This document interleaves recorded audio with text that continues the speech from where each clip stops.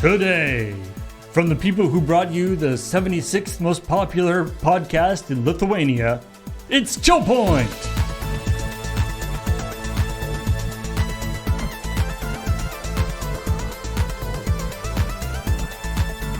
Comedy podcast, I should say. I want to know, I'd like to know podcast. what's going on in Austria that we're only 109. Yeah. Some funny people there. Yeah, but like there's so many of them. People are really big fans, though, of our concrete, apparently. Like, we make concrete? The I didn't think that feed. was a thing. Oh, yes. The aggregate feed. Yes. Oh. Yeah. Yeah, that's just the aggregate feed. I don't know if that feed is more popular in Lithuania than our other feeds, but If you're going to listen to Loading Ready Run, you're going to listen to all of it in Lithuania. In Lithuania. What do we, let's see. Like, okay, right now that would be Tap Tap Concede. North 100? North 100 when we have one of those. Probably the Endorphin the Report? Dice Friends yeah. Oh, yeah. stuff. Endorphin Report Mm-hmm. would be in there. Is that all we do for podcasts now? Yes. We should put the YouTube update in them. But anyway, I don't know that I want that's to. They're a little too visual, I think, for the podcast feed sometimes. for reference. That was an email I got this morning from some, you always get these spam emails from podcast. Kind of metric thingies where they're like, we're going to promote your podcast. Yeah, even they're better." podcast promotion services, and we'll send stuff. And I always know that they, it's not like they'll pretend that it's like a personal thing. Yeah. But I always know that it's total bullshit, because it'll be like, hey, I just listened to your great podcast, Aggregate Feed Loading Ready Run. Yes. And I loved the most recent episode. What you doing? I'm sitting down. But why are you so short? Sitting far Why down. did you? Come join me down here. All right. It Hello. changes your perspective a lot, I think. I have a microphone really in my face. It's all that Well, it does. just tilt it down. There we go. All right. Hey, hello, children. Today, we are going to be talking about video game news. See, Can Paul you doesn't wanna say join us. video game? Video game? Uh, Actually, I went to write James's name today, and I almost wrote game. video game? Yeah. Hi, kid. No, please don't. Please don't ever do that again. We're back. This is ChillPoint, the show where we talk about the week's video game news, as well as the episode of Checkpoint that just went up yesterday. And let's get into it. No one remembers yesterday. What was that, sir? I know. I was pushing it down, but it went way too fast. Like I thought it was that much resistance, so when I was pushing it down, when I got to when it was going through, it was actually moving quite fast, and then it bottomed out and smacked No, against don't the bottom thing. out our microphones. No, we no, use no. these. Other people use these. It's true. You have to take good care of this stuff because other people have to use them. Yeah, yeah. I wish everybody felt that way in this clubhouse. 5 stories this week. It's true. Yeah. There was originally 4, but Graham felt compelled to add an extra one. He felt compelled Which- to write down his trauma, I think. I think also that they acted as excellent bookends to the show. Because one was about Sega canceling their Super game, which was going to be the game to end all games that was like going beyond whatever. And the other one was like, Jesus Christ, please take this Super game away from me. Now, Yeah, fair. so the first story is Would someone not rid me of this meddlesome Super game? Sega and is announcing that they are canceling their Super game. In capitalized. Yeah. Super game. This is something that they have called their Super game. This isn't editorialization on that part. Now, I don't think we actually this was, they originally started talking about this in 2019, I think. And I don't think we really covered it on Checkpoint. I don't remember hearing about it hardly ever. No. So there might not have been anything to really talk about. it was kind of of funny to when I was getting the graphics for the story, I wanted to, Graham talks about that back in the Sega Investors Call in 2021, they talked about it. And then different times they sort of talked about it in different sort of iterations it's gone through. And so I was looking through, searching for sort of Sega Super Game in various, at various time ranges for news articles. Right. And it's funny to see the different, it's like, they'll be like, the Sega Super Game, has been announced. The Sega Super Game is actually going to be multiple games. Crazy Taxi and Jet Set Radio remakes are going to be somehow part of the Sega Super Game. Is the Sega Super Game going to involve NFTs? Yeah, that was the big one, I think, where we were like, oh, this is some sort of bullshit. It makes sense, right? They announced this in 2019 as the thing they're going to do. Yeah. We hit that time period where everyone's like, well, I guess we should have crypto or NFTs or something. And then so it's like, well, we don't have anything to say. Maybe we would. Maybe it'll be super cool. And like half of this, and then they'll be like, Sega says that the Sega Super Game could make up to $600 million. Yes. And it's like, okay, this game that you haven't announced anything about and haven't described in one little bit might make you a bunch of money. Yeah. Cool. Okay. Why not $6 billion? Yeah. Why just say 600? Anyway, it's because in like Graham was saying in the after show, it really does feel like, you're given, it's like, I went down to those lazy programmers and I said, how come games are all the same these days? I want you to make a game that is a new form of entertainment that goes beyond the concepts of conventional games. You just don't make the same thing. Do something amazing and leverage our online skills from Phantasy Star. Yes. Right. They specifically mentioned that that they were big on, because Phantasy Star Online was such a big deal for them. So like we've got that online all that expertise. So let's leverage that and make something so incredible that no one has ever done. It just so do that. I'll be upstairs. Let me know when that's done. It belies the attitude of a company that is still really thinking about their past successes and being like, because of that, therefore the future is true. That I'm like, and I know it's like you never want to. Obviously, it's like, if you've been successful for certain reasons, you'd be like, well, then that, we know that we can continue this level of success in the future, because if people like a thing we already make, we just have to continue making things people like. But it's like going back to that and saying, well, we did all this stuff for Phantasy Star Online, therefore we should be able to make a good and I'm like, a realistic analysis of that would be like, at one time you did this way back in this era. You've not done anything like it since. So how has the world changed in the meantime? Because I was really good at Windows XP. But if you asked me to navigate Windows 11, I might have to start like teaching myself some shit again, right? I was doing desktop support back in the day. That does not mean that I have the same level of expertise to do stuff today. So in general, one of the things that I think Beej and I will say is that we don't need idea people, right? Like, everybody already has a bazillion ideas. You don't need like another person who's just an idea person.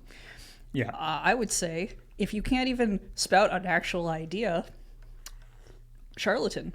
Yeah. Yeah. And given when it was when they were talking about it, it's like we're talking about this in 2019 and all of a sudden it starts to like go down. I'm like, well, the pandemic did change a lot of stuff. Yeah. It changed so many things, especially in the video game field, that naturally anything that you might have thought you were capable of in 2019, watching all your shit slow down so much, you'd be like, oh, are we still capable of actually executing on this or not? Well, if you're in what sounds like a weird pre-pitch phase, is what I would call that, because there's no pitch there other than do a thing better than anyone else has ever done. And I mean, this Not sure it slows you down. This statement has one. It kind of sounds like, even though this is like a statement from, Sega management to a journalist, it kind of sounds like a statement from like an underling to a boss, because he's like, it's like, if you were sent away to do a job, 7 years ago, and you basically, I mean, we don't know what they have to show for it, but at least publicly, they don't seem to have anything to show for it. Yeah. You go, well, so, we've been proceeding cautiously with the iteration of moving to full-scale development, but we have to make sure that we confirm sufficient feasibility before we do it. So, they wanted to make sure that they, were sort of iterated on the ideas before and make sure it was feasible, which is not a terrible idea. No, but after 7 years, maybe you. That would essentially be like a research phase, right? But that would mean you'd have a pitch. Yeah. If you were stuck in R&D for 7 years, I mean, coming back and being like, okay, so we need to determine feasibility. It's like, you've been at this for a while. It's like, I know, another $1 million, please, to continue R&D. Maybe that was the point where they're like, if you have nothing to show for it, then we're not going to continue going down this road. We're just going to not talk about it anymore. Well, I mean, like, a lot of stuff gets struck down in pitch phase. At least they did come forward and say, hey, that whole idea that we had, we're actually actively saying that we're not doing this as of March 2026. That is an unusual step. A thing that you haven't released, you normally just don't talk about it anymore. I guess they were spending so much time talking about it in Potentia that they had to sort of say something about it. Yeah, what are we going to do now? Although they have said, I was mentioning that, like, apparently at one point anyway, Crazy Taxi and Jet Set Radio remakes were sort of being bundled into this super game. Sure. They have said that they are still committed to their, revisiting their old properties. Yeah. So sure. I mean, that was probably kind of always part of the plan. They might have been like, hey, if we take our old properties, put them into this thing, especially when it's like, it might be multiple games. So I just during whatever fever dream they were having. I just bought Yakuza Kiwami 2, excuse me, and Yakuza Kiwami 3. And Dark Ties. Whatever. I do remember Three-Wami. I remember from playing Yakuza 0 Director's Cut that there is a fortune teller in that game where she starts telling you can basically like ask her to tell you fortunes, and she reveals things about future Yakuza games, because Yakuza 0 is a prequel. So she reveals things about what's going on in future Yakuza games, but those games had already come out by the point that Yakuza 0 got made. So it's all very funny and tongue-in-cheek. Anyway, apparently there is a game that where Kiryu becomes a cab driver in some other prefecture. Sure. That could be 3, that could be like 4. I have no idea which. What's funny about it is I'm like, if what I pictured at that like just now is that, if you have the Yakuza games that are kind of being like, it's an open world, but not like fully open world, but is a walk around, whatever, but you can go do karaoke, and you can play baseball and go bowling, and all these different mini games that are bundled as part of the package. And I'm like, if Kiryu's a cab driver, then you could do Crazy Taxi in that game, especially if the world is big enough. And then I was like, well, if you're going to have a super game where you're going to have like the Crazy Taxi stuff built in as well, where you can drive around and jam your car on and do whatever, but then also have Jet Set Radio. I'm like, well, you can also, if you have an open world and you have it laid out properly, you can also do all the skating and rail grinding and all, and just go to the arcade. Like, you can do that too. There are a bunch of arcade games. But I'm like, but to integrate those parts of the game, like the things like, this is what this game is like, and integrating it into an open world walk around game where you're a detective doing whatever, or whatever it is that Kiryu does for a living at this point. But it's like, you're trying to solve these problems, but also you can drive a cab for a while, but you do it Crazy Taxi style. But also you might decide, it's like, I'm going to go around and like, I'm gonna learn how to rollerblade, and so he learns how to fucking skate and do the whatevers. And how many games are in this game? Yeah, and it's like, you could fold in a lot of that stuff into a game like that, like the way Fortnite is like, well, we're going to give you a race car, like a karting game built into it. We're going to give you some other things built into it. I'm like, there's every reason to believe that if Sega wanted to execute on this, there is a way to do that. Yeah, although I don't know that they would call it a super game though at that point. I would argue that also I would argue that that's also not a good idea. Yeah. But the people, the Venn diagram of people who want Jet Set Radio, the people who want Crazy Taxi, the people who want Yakuza, the people who want whatever, all the different games, isn't necessarily that big an overlap. Because in order to pay for that kind of integration and development, the game would end up costing $100 or more. Or whatever, yeah. I mean, I'm a little surprised it didn't just end up being like a Game Pass service just for Sega games. Oh, yeah. Call it Super Game. And, do whatever. Like, I suppose because it's got to like outrank a thing that doesn't exist. That's harder. That doesn't work. But like, this is all Who knows? It could be anything. It could be nothing. That's what's great about rampant speculation with absolutely no information from them. There is a this is real deep, and there's no way this is true, but I just think it's funny. You remember the game Hidden My Game by Mom? Yeah. Yeah. So the crux thereof, your mom took your game away, but she in the game she doesn't take your game away. She takes away your game console, right? She hides your game console. You have to find your game console because in Japan they don't refer to the game console, their DS, their whatever, as a console or as any sort of like as a handheld, as the way we do in English, right? It's like that's just a game. It's like that's just all that is. It's like that's game is what that is. And so in that way, because that's vernacular, that's like I'm sure the fanatics are definitely like, no, we call it this specifically, right? Well, there's probably brand name and stuff. Exactly, but the thing is like gameu, they get taken away, and it's like, well, if you're using vernacular referred to as super game, was Sega just trying to say that we were going to launch a brand new console? Ooh. Why not? Why not? Could have been anything. Could have been a boat. Anyway, let's move on to some things that are actually things. But they were things that maybe came out a little too early. Yeah, are you guys excited about Subnautica 2? Christ, I am. I mean, Subnautica 2 is actually out now. Yes. Officially. In early access. So you're going to both play it right away, right? Nope. No. Right, okay. No.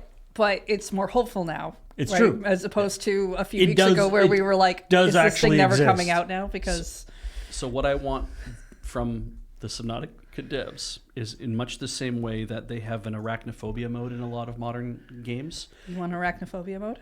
Where I can turn everything into spiders. I would fucking prefer that. I would love it if there was a mode where I could flip a switch and all the fish that are trying to eat me are actually a little more friendly looking. Okay. I would prefer that it's like I'll know to be afraid of them because they're way bigger than me. But if they're trying to like bite me or like kill me or do whatever, that at least if they look like a little less scary about it, I would feel a lot better. Like, just when you say less scary, it's like, what, we take away all the sharp teeth, or do you want them to look like giant cats that are swimming around? I want them to look like giant cats that are like playing with my boat. Even though it's damaging me, they're just kind of cutely playing with my shit. I don't want to be eaten by things that don't look like they could eat me. Yeah, like I don't want to have like I want the things to be I want things to be for me, I like it when things are proportionally scary. Yes. Yeah. Oh, okay. No, I don't want to be. I'm disagreeing with you. Wait, no, you mean proportionally because in the sense of they're so big. He wants. No, I mean like the giant Leviathan things. Oh yeah. Are very scary looking, but he wants them to be bigger. And they are also very scary. Well, true, yes. And they kill you in the game. I want those. I think that is a good alignment. No, I don't like it at all. If it all. was a kitten, then I wouldn't be afraid of it, and then it would kill me. Okay, but in every game, in every one of those games, if it is larger than me, I know I'm going to die to it, and if it's smaller than me, I know I can capture it. So I don't need anything that's gonna like. Beach wants it to not be scary at all. Yes, but like. If it's going to hurt you, it's got to be gigantic. And if it's not, it can be smaller. Because like a blue whale is scary. Yeah. Like if I was swimming alongside a blue whale, I'd be like, fuck, that's it for me. Like this thing just has to turn slightly and it'll probably smack me with its fin and I'll die. Like that's all that. But it's like you look at a blue whale, it's like it's just a huge It's just massive amounts of muscle and fat, and there's no teeth. What Paul wants is if it's a thing that can kill you, you want it to look scary because you want to know to run away. Yeah, but I don't want it to look like Choo Choo Charlie. Like I don't want it to. Nobody wants anything to look like Choo Choo Charlie. No, right? It's like I want a switch I can flip to have like cute little kittens batting my ship around while I die. Like, that's what I want. I'm not disagreeing with what you want. I'm just clarifying what you want. I mean, I bet the Subnautica 1 has pretty extensive mods. Of course, you're not going to get those on Switch, unfortunately. No, that's true. Also, I would like it very much if there was a way to just disable the ominous music in Blueprints. I would like it to all be like calming music instead of like music that sounds like someone's going to sneak up behind me and shiv me. You could turn off the music. I could do that Play too. your own music. I could just do that. Yeah, that's not really a game where you need to have sound on. I would like to feel like somebody's not walking behind me the entire time. Oh, well, I'll stop standing behind you when you're playing then. Is that why I feel like that? No. I know Heather won't stand in the same room with me while I'm playing Blueprints because I'm too far ahead in the game and I might reveal stuff that she doesn't want to know yet. Yeah. It's a problem. It's why when I stand behind you, my eyes are closed. What happened with Subnautica 2 now that it's out? So it's out in early access, but unfortunately, apparently it came out in earlier than early access. Yes. It was leaked. Now, it was only leaked like a day or two before it was actually going to come out in early access anyway. Yes. So it's not that big a deal. But you could get it for free because it was leaked. Yeah, but it was leaked, so people were getting it for free. I also think because of all of the press of like what's been happening, there were a number of people who were like, I'm going to buy it in early access, which is not even a thing I normally do because I don't play early access games. Yeah. And you probably had people who were just going to wait so that they could pay for it. I mean, don't you want to be a part of the group that gets to celebrate Krafton having to pay $250 million to your favorite studio? I mean, don't you want to be a part of that group that's just like, I helped make that happen? I should have let you finish. I didn't get any of that money, but I helped make that happen. When you start a sentence with, do you want to be part of a group? My initial reaction is always no. What would be super funny is if as a result of everyone buying into early access like that when they did release the game, they're like, we made so much money off of this game already, thanks to 250 mil, that we're going to actually price it like Silksong.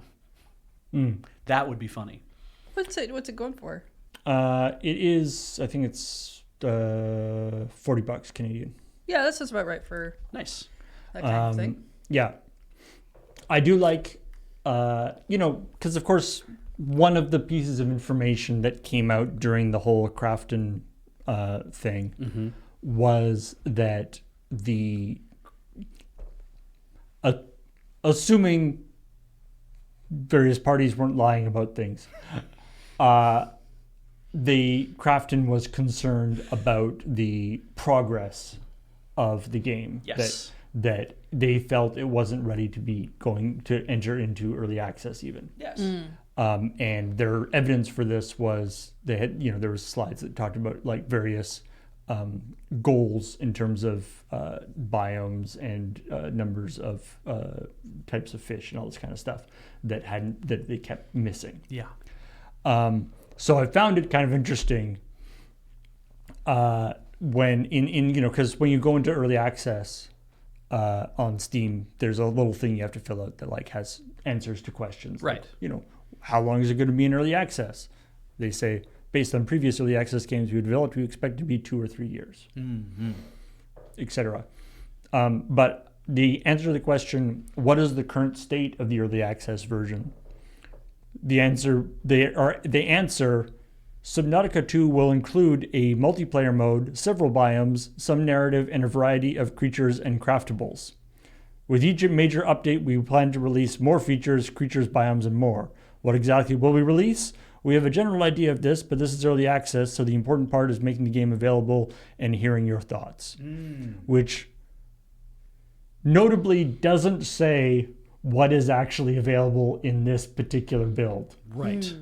Because there was a lot of... It says what it will hopefully include. It said there's a lot of conversation about like we're getting back to like enabling certain biomes and stuff, and I remember that conversation from the beginning. And the thing is, like, when you're developing a game like this, you're not developing it in terms of, well, it's only the first quarter of the game, right? It's only the starter biomes, and that's about it. They're going to have some ideas about things further along in the game, and it's like, well, if you're going to be implementing all that and putting it in early access, it's like, right, so a quarter of the game might be there, but it might be the beginning and then like a pathway to the end that doesn't have a bunch of other stuff around it, and then the actual end of the game that is maybe not implemented currently. That's like we don't have all the things to fire off. Yeah, I mean, like, and I'm assuming a lot of the actual like narrative stuff is not in there. Probably. Usually that's like the last. I think having step. the multiplayer in your early access is really strong. Well, I mean, getting that worked out for one. And especially since that's sort of one of the banner features for, like it's sort of like why this is Subnautica 2 and not just another sort of like Below Zero was. Like Below Zero or something. Like it is. That's like a distinctly new thing that's different. It's something that I don't personally care about, and I'm off. To be honest, I'm like. I'm not only indifferent, but also a little disappointed that they're spending engineering effort on that because it's something that I don't care about at all. But what about you, Beach? That's how it is. You want to multiplay your Subnautica? Traditionally, games that are scary are sometimes a lot less scary when you have friends. I would be willing to try it. Because I think also I would enjoy Stardew Valley more. Like watching everybody play Stardew Valley, I kind of liken it back to my time playing Harvest Moon, where I was like, this is very interesting until it became not interesting. Right. And I'm like, this is just tedious. And so I was like, I don't like the same thing with like SimCity and some other things. Is like it's very exciting for a while, and then eventually it starts to feel tedious to me. And things I liked about Subnautica was you want to do some base building today? You can do some of that stuff. Do you want to actually go and explore and try to look for more things so you can make cooler items? Or you can go do that, like that kind of thing. And there's, have you trying to learn what the map looks like and trying to learn about where to go and what's available? Like I found crevices in the original Subnautica that I had just passed over and over and over multiple times until I finally saw it. And I was like, what's this? And then you go down there, you're like, oh. There's like a whole thing down here. Yeah, I had no idea that was down there, and you skipped it the whole time, and there was stuff down there that would have been very helpful to have earlier in the game. Oh, well. So to me, if I'm playing a game like that multiplayer, there's the benefit of somebody saying, oh, sick, come here, I found something. And then everybody goes to see what the thing is, and then we all look around together. It's the joy of sharing that experience with other people. I would totally be into that. But I would also like it to not be the sole method in which to experience the game. And my worry would be that if I'm playing the game and I'm getting to play it with other, like especially with crossplay and stuff, because I'm going to play it on the Switch, my worry would be that if I don't play it for a while and somebody else gets way ahead and we jump in on the same thing to play, it's like, well, where are we playing and what are we doing? They're like, well, I'm already way ahead doing this other thing. Right. I've built my Titan. I've built my like whatever. Yeah, it's I like, mean that's always a sort of push and pull between in multiplayer stuff. What would you think about the idea of? Because I know you're not really like a replay game kind of person. Yeah. But maybe. You've played the game through, so you've experienced the story on your own. Yeah. As a oh hey, this is a great place to hang out with friends, and I'm just gonna dive around in Subnautica for a while. Yeah, I've already played through myself, and so it's not. It's less about discovery, and it's more of a thing to do while hanging out. Yeah. I could probably be into that. Subnautica appeals to me more than Minecraft does in that regard because it has to do with a lot of swimming and like being underwater and stuff, which I really like. Or sort of taking, showing somebody else things is always fun. Sometimes it's fun to show other people around. Like Journey. It's the only way I think people get into a lot of first-person shooters these days. Yeah. Or like Monster Hunter. I think if you're like holding somebody's hand to come along for the ride to be like, I want to show you some cool stuff, or we're going to be out here doing some things today. And like if I've made my way, I'm going to liken this actually to me playing Blueprints right now, is that if I was sitting down with somebody who was starting the game, I wouldn't mind sitting and watching them play through things and kind of be there as a resource to them saying like, hey, because I'm thinking about this in terms of solving some puzzles right now where I'm like, it would be very handy to have somebody where I could say, this is what I'm currently doing. And they're like, oh, and I'm like, and my idea about how to solve the puzzle is this. And they could be like, I see why you're thinking about it in that way.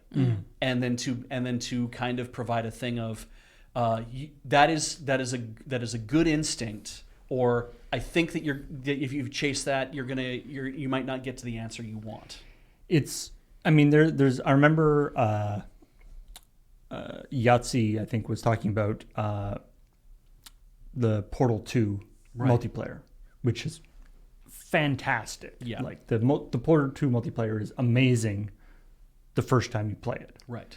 But he's saying, like, unfortunately, it is one of those things where it only works with two people doing it for the first time. Right. If one person has done it already, then it's just either one person going like, come on, it's over here. Yeah. Don't be stupid. Yes. Right. Or it's, one person having to sort of pretend they don't know what to do. Like, it's... And then you're like, I'm letting this person who hasn't played before have to figure it out all on their own, which is not handy. Which is also not fun. Because now you're basically just making it all, putting the onus on them to try to solve the puzzle. And so it's a difficult...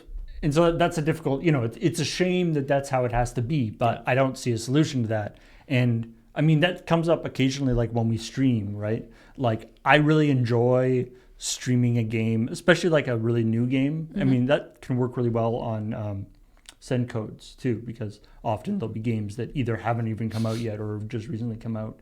And I really enjoy the sort of collaborative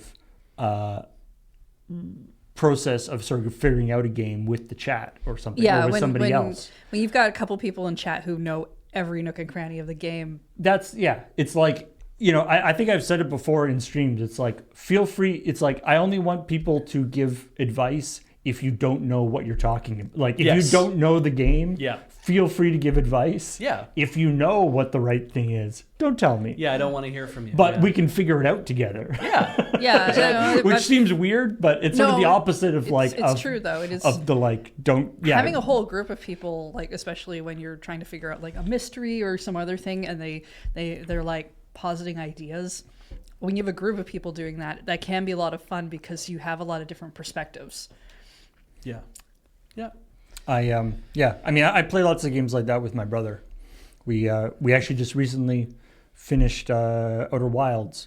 We basically have been playing that for like 2 years. As a multiplayer game together? Well, as multiplayer, it's a single player game, but it's multiplayer in the sense that he's been playing it and then streaming it to me. And basically and it's one of those games where there's so much stuff going on. Oh, yeah. Having another person to sort of be like, hey, what was that thing? Go back and look at that.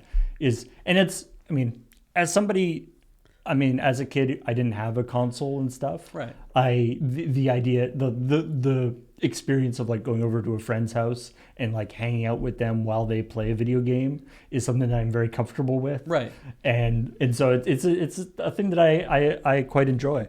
And so we were playing this, but yeah, we're only playing it for like a couple hours, once a week, which is why. And it's a fairly large game too.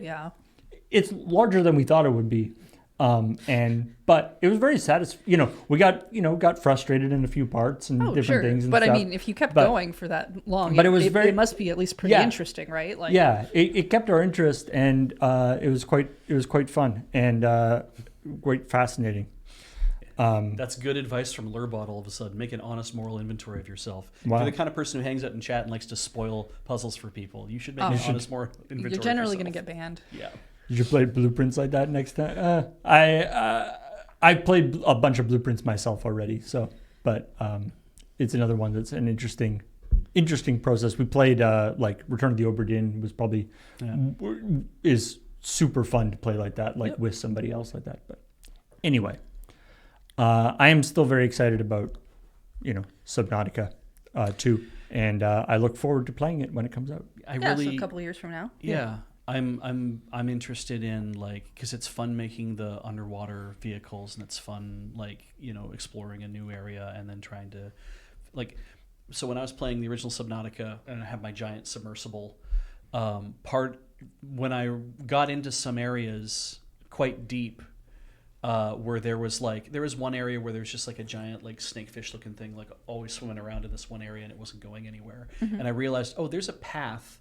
If you hug the wall of the cavern, in that it doesn't see you move around. And it kind of if as long as I keep an eye on it through the camera, it's like, okay, it's moving away from me now. So just keep moving along the edge of the cavern. Oh, it's turning around to come back. Okay, just sit here. Just wait. Don't do anything. It's moving away from me now. So okay, just move a little bit further. And I got used to this thing of you can just move your way through a lot of these places without having to interact with these massive creatures that are trying to kill you. And that felt pretty good. Also, the fact that there's no guns, right? Like you have a thing that can like shock the animals around you to get them to get off your case, but there's no guns in that game, which is actually kind of nice. Beach really likes the whole like you washed up on a beach survivor style game, but they typically also end up being horror games or having some other element that he really dislikes. Yeah, I just want to play a game where it's like I don't have to hunt a lot of stuff, but Yeah, of course. I definitely have seen like the Subnautica runs where it's like you get the stun rifle and the knife, and you can just like stun lock the wraiths and stab them. So there's that. That does actually. So it's like, if you want to go that path, there's an option. I mean, it is why I do think games like Fatal Frame are really interesting, because of the premise of swapping out what would be like a gun for a camera is a really neat idea. It has the same ultimate effect, but it's not that kind of... Slime Rancher also has kind of a first-person shooter thing, but it's the gun you have is like basically a pick up slimes, move slimes there's around no gun. actual violence. Except to you, I guess, from the slime. Well, yeah. But yeah, I mean, it's always interesting to see what games can do with stuff like that. Anyway, let's... Oh, right. Of course. There's more games. There are. This is actually... So this was this weird situation where there was like 3 games that got leaked within the course of even less than a week. It was like a couple days. And in fact, what I found actually kind of annoying about this is, I like, there'll be... For each of these ones, it was like the graphics that I was using was like, the title, you say the title of the game, I put up the graphic for the game, and then you say this thing leaked, and then I would put up a news headline of the thing leaked. And it was surprisingly difficult to find news headlines for say like the Lego Batman Legacy of the Dark Knight. Yeah.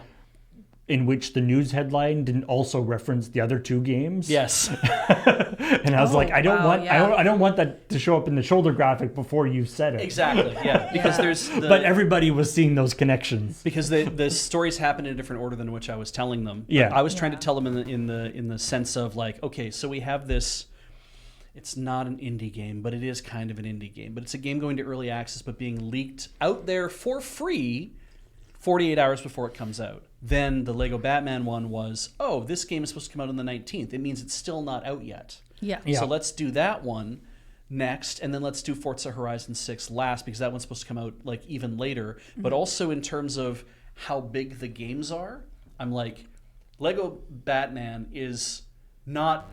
I'm sure people were looking forward to playing it. It is not highly anticipated like Forza Horizon 6 is. And it also has a ton of investment. I will say, it wasn't highly anticipated because they didn't actually talk about it until like about 2 weeks ago, where they released the trailers for it. And people got pretty hyped. It actually looks pretty dope. Yeah, people are very excited about that one. It's was that the Walmart one? Yeah. That was the Walmart one. Digital Xbox exclusives purchased through Walmart, possibly other storefronts as well. Yeah, somehow the preload happened in a way that made it so it actually was playable. Yep. Yeah, so if you don't, because it's like they've put in an update, if you update... So yeah, if you disconnect, you can keep playing apparently. Yeah. Yep. But if you are connected, the update will run and you will lose it. Yeah. And then, Forza Horizon. I don't know. There was a... Oh, yeah. There'll be a lot of discussion on how I should pronounce that. I don't care. I haven't had anyone actually tell... The only person I think I'll actually take a feedback from on that, I think, is either somebody who's Italian or Ian. Because Ian, I think, will... I don't know if I would take that Ian will feedback embrace from the Ian. pedantry of it enough that he'll be like, it's actually pronounced like this. And I'll be like, okay. I like those are the two, not like the developers of the game. No, the guy who made GIFs called them GIFs. So I'm kind of like, so they don't always know. So anyway, so the car one. Yes. Now, there was one thing about this that apparently needs to be corrected.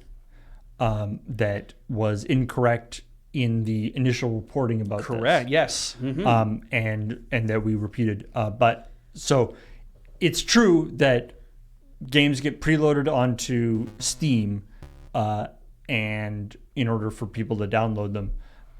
And this game was somehow made available unencrypted. Usually when you put stuff up on Steam, it's encrypted, so people can't actually do anything with it. Right. Somehow this game was being made available unencrypted. But apparently it was not due to a it was not due to a incorrect upload to Steam. Okay. On the part of the developers. Yeah. Apparently the current theory, again, could be corrected. The current theory is that it was like a reviewer or something that leaked it. Right. Yeah. Usually, because sometimes early leaked games come from review copies. Yeah. Or Broken Street dates is another Right, popular of course, one. yeah. It's frustrating because it's another example of ChillPoint is a tertiary news source. Yeah. Like that's why we're so excited to point out to you when we do original research. Every once in a while when we're like, hey, ChillPoint did a journalism. Yeah, because we actually know this person, so we talk to them and we ask them some questions, and here's how it's going to be. Yeah. And that's so exciting for us to be able to do that. So in a case like this, I'm relying upon a website that has said, here's the headline, here's the information.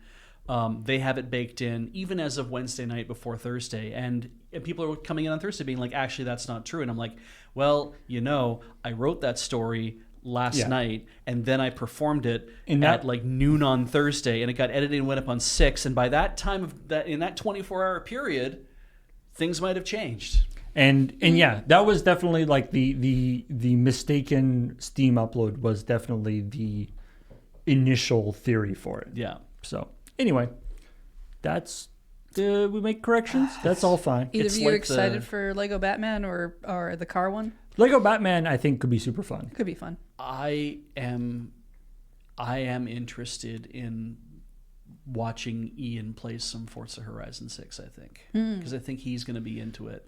But it takes place in I've seen the map, and the map of, here's the Japan it takes place in, is very small. It came out. It has to be.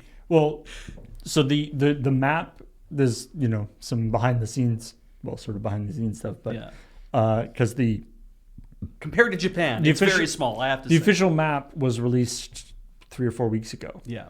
And people are like, that's not Japan. Mm-hmm. Like, there's a couple of places that the streets line up, but it's not like it's this weird sort of amalgamation. There's sort of some landmarks and things, but the streets connecting them don't make any sense. It's L space is what it is. And there are certain sort of well-known street sort of setups, but they're in the wrong spot and different things like that. Yeah.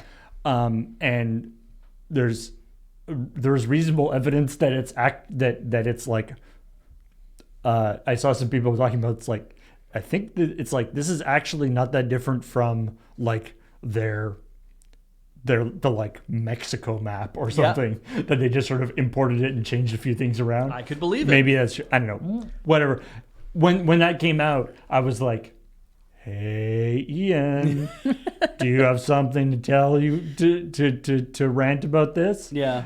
Come on, I bet you do. And he was like, no, I don't think so. Not yet, anyway. And I was like, fair enough. But just if the offer's there, if you have any strong opinions. So on Mastodon, a friend of mine, he's apart from teaching English, he's also a amateur photographer, or probably semi-pro, whatever. He's a photographer as well in Japan. He really enjoys it. And he takes some beautiful images, but he also shares some beautiful images as well. Mm-hmm. And I have to keep reminding myself that when I see those things get shared, or if I'm on Tumblr and I'm looking at that, I actually went to the We Love Japan Tumblr community and went through about 10 or 15 posts until I backed out of it, because I was like, yeah, there's a lot of pretty things. I'm like, right, everybody takes the prettiest photos of the places. Here's the Sakura Tunnel outside of wherever, and here's like another picture from the Dotonbori Bridge in Osaka, and like here's all these kind of things. And I'm like, there's tons of images about these amazing places, and they're all and the best images to share are the ones that make it look incredibly dynamic and saturated and like all this kind of stuff. And I'm like, in 2025, Heather and I walked across Dotonbori Bridge. I don't know if we did that ever in the daytime before, but we did it that on this trip. And we walked across, and you see the big Glico guy, you see everything else that's out there. And you also see the hundreds of thousands of people that are crowded into this area. And it is so hard to move around and see and do whatever. And it's just like, and then the same thing with Shibuya Scramble. We came out of Shibuya Station, and we happened onto, because we were going to the Nintendo store, we happened onto the Shibuya Scramble from the station. And again, it's hundreds and hundreds of people crowding this area, and it does not at all feel like the pictures that you see.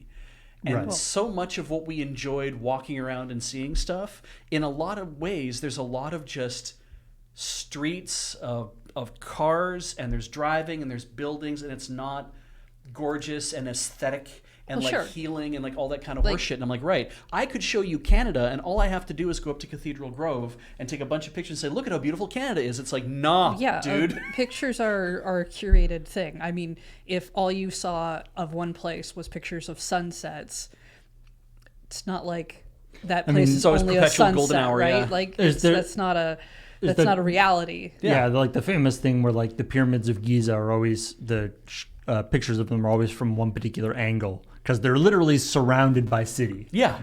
So you have to take. But there's one angle where there's nothing behind them. And so I understand why in Forza Horizon 6 why they're like, every bit of what's baked into this game is meant to be indicative of the kind of environments that we feel can put their best foot forward. And there's like I've been watching a trailer, like somebody basically doing a playthrough of this whole thing and saying, this is what I think about the game. It's really cool. They're playing a preview version.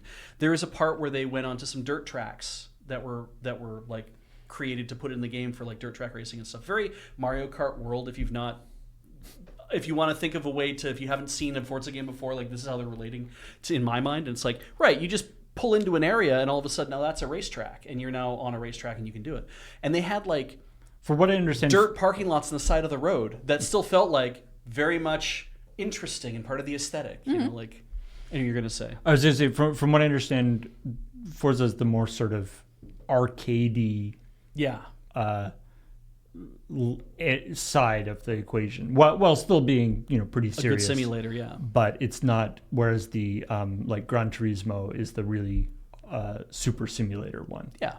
And that's my impression anyway. There's a sense of that I get from looking at what was going on with this person. Motorsport, around. Right? Horizon is the thing, and motorsport is the right. Okay, I see. And it just really felt like if they were going to make one in Canada, there'd be like racing through the streets of Old Montreal, or Old Quebec probably, actually. Racing through the cobblestone streets of Old Quebec, opening up into a place in Vancouver, and then having a bunch of like dirt track and shit from the prairies or something. Like they just kind of push all this shit together into one map. And I'm like, right. They did that Mario Kart map. Mario Kart tour map of Vancouver, yeah. In Vancouver, yeah. And we did the tour of it, and it took us all goddamn day to drive around Vancouver to see all the parts where everything was integrated. Well, yeah, because to do it in reality versus doing it on a racetrack is very different. What they want to do is they want to tie together specific points of the city to be like, these are the things that we want to integrate to create a racetrack. I remember watching some sort of TV show where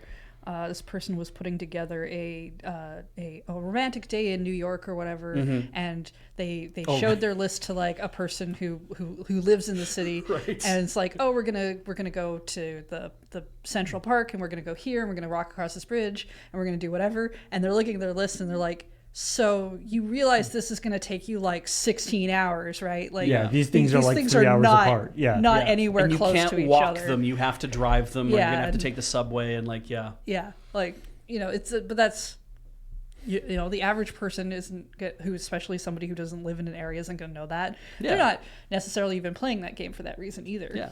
The one that folks around here always think about is there's a old movie called Bird on a Wire. Yeah, I remember that. Mel Gibson and I thought that was a song. Yeah, it's also a very good song. Oh, okay. Probably related somehow. Don't know. I think it was written for the movie. Oh, maybe. Well. It's a great Leonard Cohen song. But anyway, it's also a movie. And it's filmed in Victoria. Oh, was it?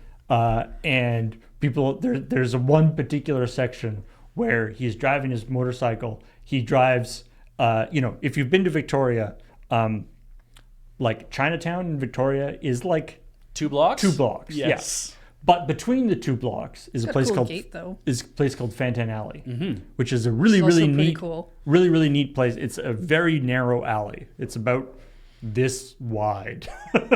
Yeah. Which is and there's shops on either side, including there used to be at least a really good record store there called Turntable. But anyway, it's a cool little. It's sort of a tourist thing. Yep. And it's just like this narrow alley, and so but. Because it was Victoria, but basically like standing in for a different type of could be San Francisco, or something like that. Yeah. So they had done this. They had taken Fantan Alley because it's kind of a visually cool thing. They had done the thing where they put like the laundry things back and forth across it, even though they're both the sides of Fantan Alley are commercial buildings. Yes, but they had done the laundry things. And then he goes through Fantan. It's also 1 block. So he goes through Fantan Alley, and then goes through it backwards. Like he goes through it twice. And then he comes shooting out on the 2nd floor of Market Square, which is like 4 blocks away. Yes. That's right. And then flies through the air, which they had also done up to make it like look more yeah, because it Chinese. Market Square definitely has this feeling of like it was obviously constructed at the same time as most of historic Victoria downtown. Yeah. So you can by adding some stereotypical Chinese elements, you can basically make it stand in quite easily. Anyway, yeah, that's funny if you know the geography of Victoria. God, but anyway, look that up on YouTube. But it's this idea of that sort of manipulation of areas and stuff. Right. Well, I mean, if do either of you take pictures around town? Like, what does Victoria look like based on your phone? I don't really take very many pictures around town. I took a photo of pink trees outside of a building recently, and I was like, "That's something," because it was blooming cherry trees recently. I was going to say, do you mean cherry trees, or were the trees themselves pink? So like, we probably get a lot of people you kids who take picking up our trees around the time where the cherry trees are going, or the plum trees. Yeah, I'm not going to take a picture of like all like dog shit on the side of the road or something. No, but like there's a piece of trash. I think it's an interesting idea to be like, what does your city look like based on your camera roll? Because for mine, it's mostly flowers. Yeah. And like little chairs. wildflowers. Chairs. And chairs. Yes, because sometimes the most interesting chairs just get left out on the side, and they're always beside a tree. So it looks like if you were to go through some of the chair pictures I have, because they're not like super close together. It just looks like a lot of people are interested in reading outside. I mean, it's not wrong. I found a whole furniture set once that was just kind of set up on the boulevard, like a coffee table and stuff too, and I took a picture of that because it kind of just looked like someone hangs out here. That's cool. Yeah. Anyway, let's move on to Microsoft.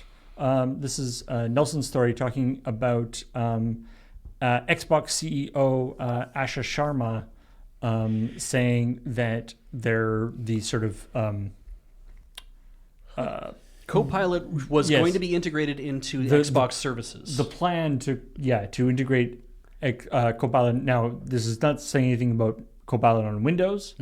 She's specifically the CEO of Xbox, but the idea of integrating Copilot into Xbox stuff apparently has been got the kibosh. Yeah, so which is console great. Not likely. I think mobile was also. Possibly, yeah. I guess the Xbox but the mobile console stuff. At least was definitely like, this isn't. We're not pursuing that anymore. I mean, if you wanted to stand out as a video gaming company that's like, oh, how are we going to make people want to buy our console? It's like, well, we could be the only one that has an AI helper as a part of it. And meanwhile, Sony and Nintendo are probably going, good fucking luck with that, dude. We're just going to put games on ours. Why don't you do that? They demoed AI helper stuff in Xbox. Like that was one of the things they're talking about Copilot. So the two. So they're asking what use would have had. Yeah. The point was Copilot was supposed to help you walk through parts of the game if you were having trouble. And it could like look at your yeah, it could like look at your actual screen in the game and make suggestions. And stuff. Try this build. Have you tried doing it this way? Do you know the most annoying parts of chat? Yeah, exactly. You could have that in your home. The one, I mean, one of the big things I saw, obviously, so this is kind of interesting specifically because people were very apprehensive when Asha Sharma took over. Because for one thing, there was that thing where whatever the former Xbox CEO, whoever it was, he was the guy who was there for like 25 years. Phil Spencer. Yeah. That he left and his immediate sort of the person who everyone assumed would be his successor left at the same time. That's right. And everyone was like, that's a little suspicious. Yep. But and then Asha Sharma came in from the AI division of Microsoft. And so everyone's like, but she actually has, I think it seems like she's more like, I do whatever's the best for my business particular, for the area that I'm in. Yeah. She's not particularly connected to AI. We're very used to seeing people talk about AI who are in an AI division where that's what they're promoting. It's true. Because their job depends on it. Yeah, and that's not the job she's doing right now. It's also not the only job she's ever had. True. Now, the other argument I've seen for this, or one argument I've seen about this that is, not in why this isn't entirely altruistic is if you've been sort of paying attention to the AI market and stuff lately, there's been a lot of issues, shall we say, with things starting to hit a wall in terms of what's the sort of compute and capabilities and stuff. Yeah. And all the AI services, and Anthropic and OpenAI and all these companies are jacking their prices up or reducing what you get with different things, tightening down on their sort of free tiers, all this kind of stuff. So the idea of that Xbox was going to have this thing, which presumably would have been like a free thing, because charging for it would have been a whole other deal. But the idea that they would be putting out this thing that people were kind of medium on and probably would have been really expensive to maintain. Yep. So, it's not necessarily altruistic that they're but it's not necessarily that they're like, well, we heard everybody's opinions and we've decided not to do it. It could also be, we've looked at the balance sheet and we've decided not to do it. Yeah. Well, because the larger part is what has been true so far is even if you say, I do not want this slop attached to my shit, right? Like, I don't want this a part of any of my applications. I don't want it on my computer. I don't want it here. I don't want it there. They're not listening. Like, that, I think, is been pretty clear from the behavior and activities of everyone who's majorly involved in pushing this on people, is that if you come back with, I don't want this, I don't like this, I don't want you to get it away from me. And the fact that they're like, okay, but also here, but also here, but also here. It's like, no, get it out of my Gmail, get it out of my web browser, get it out. I don't want any of that shit attached to me. And they're like, yes, no, we hear what you're saying, but also here's fucking more of it. And nobody is listening. And, Xbox Pro, I'm sure Microsoft has various pieces of telemetry telling them how many people have immediately hidden all the Copilot stuff. Which, for instance, I have on this Windows 11 computer here. Exactly. And I'm like, I think what's been clear is that over the last few years, there's been enough people who've been saying, don't want it, don't want it, don't want it. And yet it doesn't matter. It's like, we're not listening to you. What we're listening to is line go up. Yeah. And there are, I have to, which I can understand, because like, if you work at Google, you work next to the people who make Gemini. And if you work at Microsoft, you work next to people who make Copilot. You're going to hear about this shit all the time, all day, every day. They're probably actually expected to use it. Sure, but also it's like, the guy at home who puts it on, who's using Google Chrome, who wants to get rid of it, or the person like in wherever though, and it's a lot of people, but it's not everybody, right? There's just so many more people who are just trying to ignore it or who aren't using it because they don't know it's there.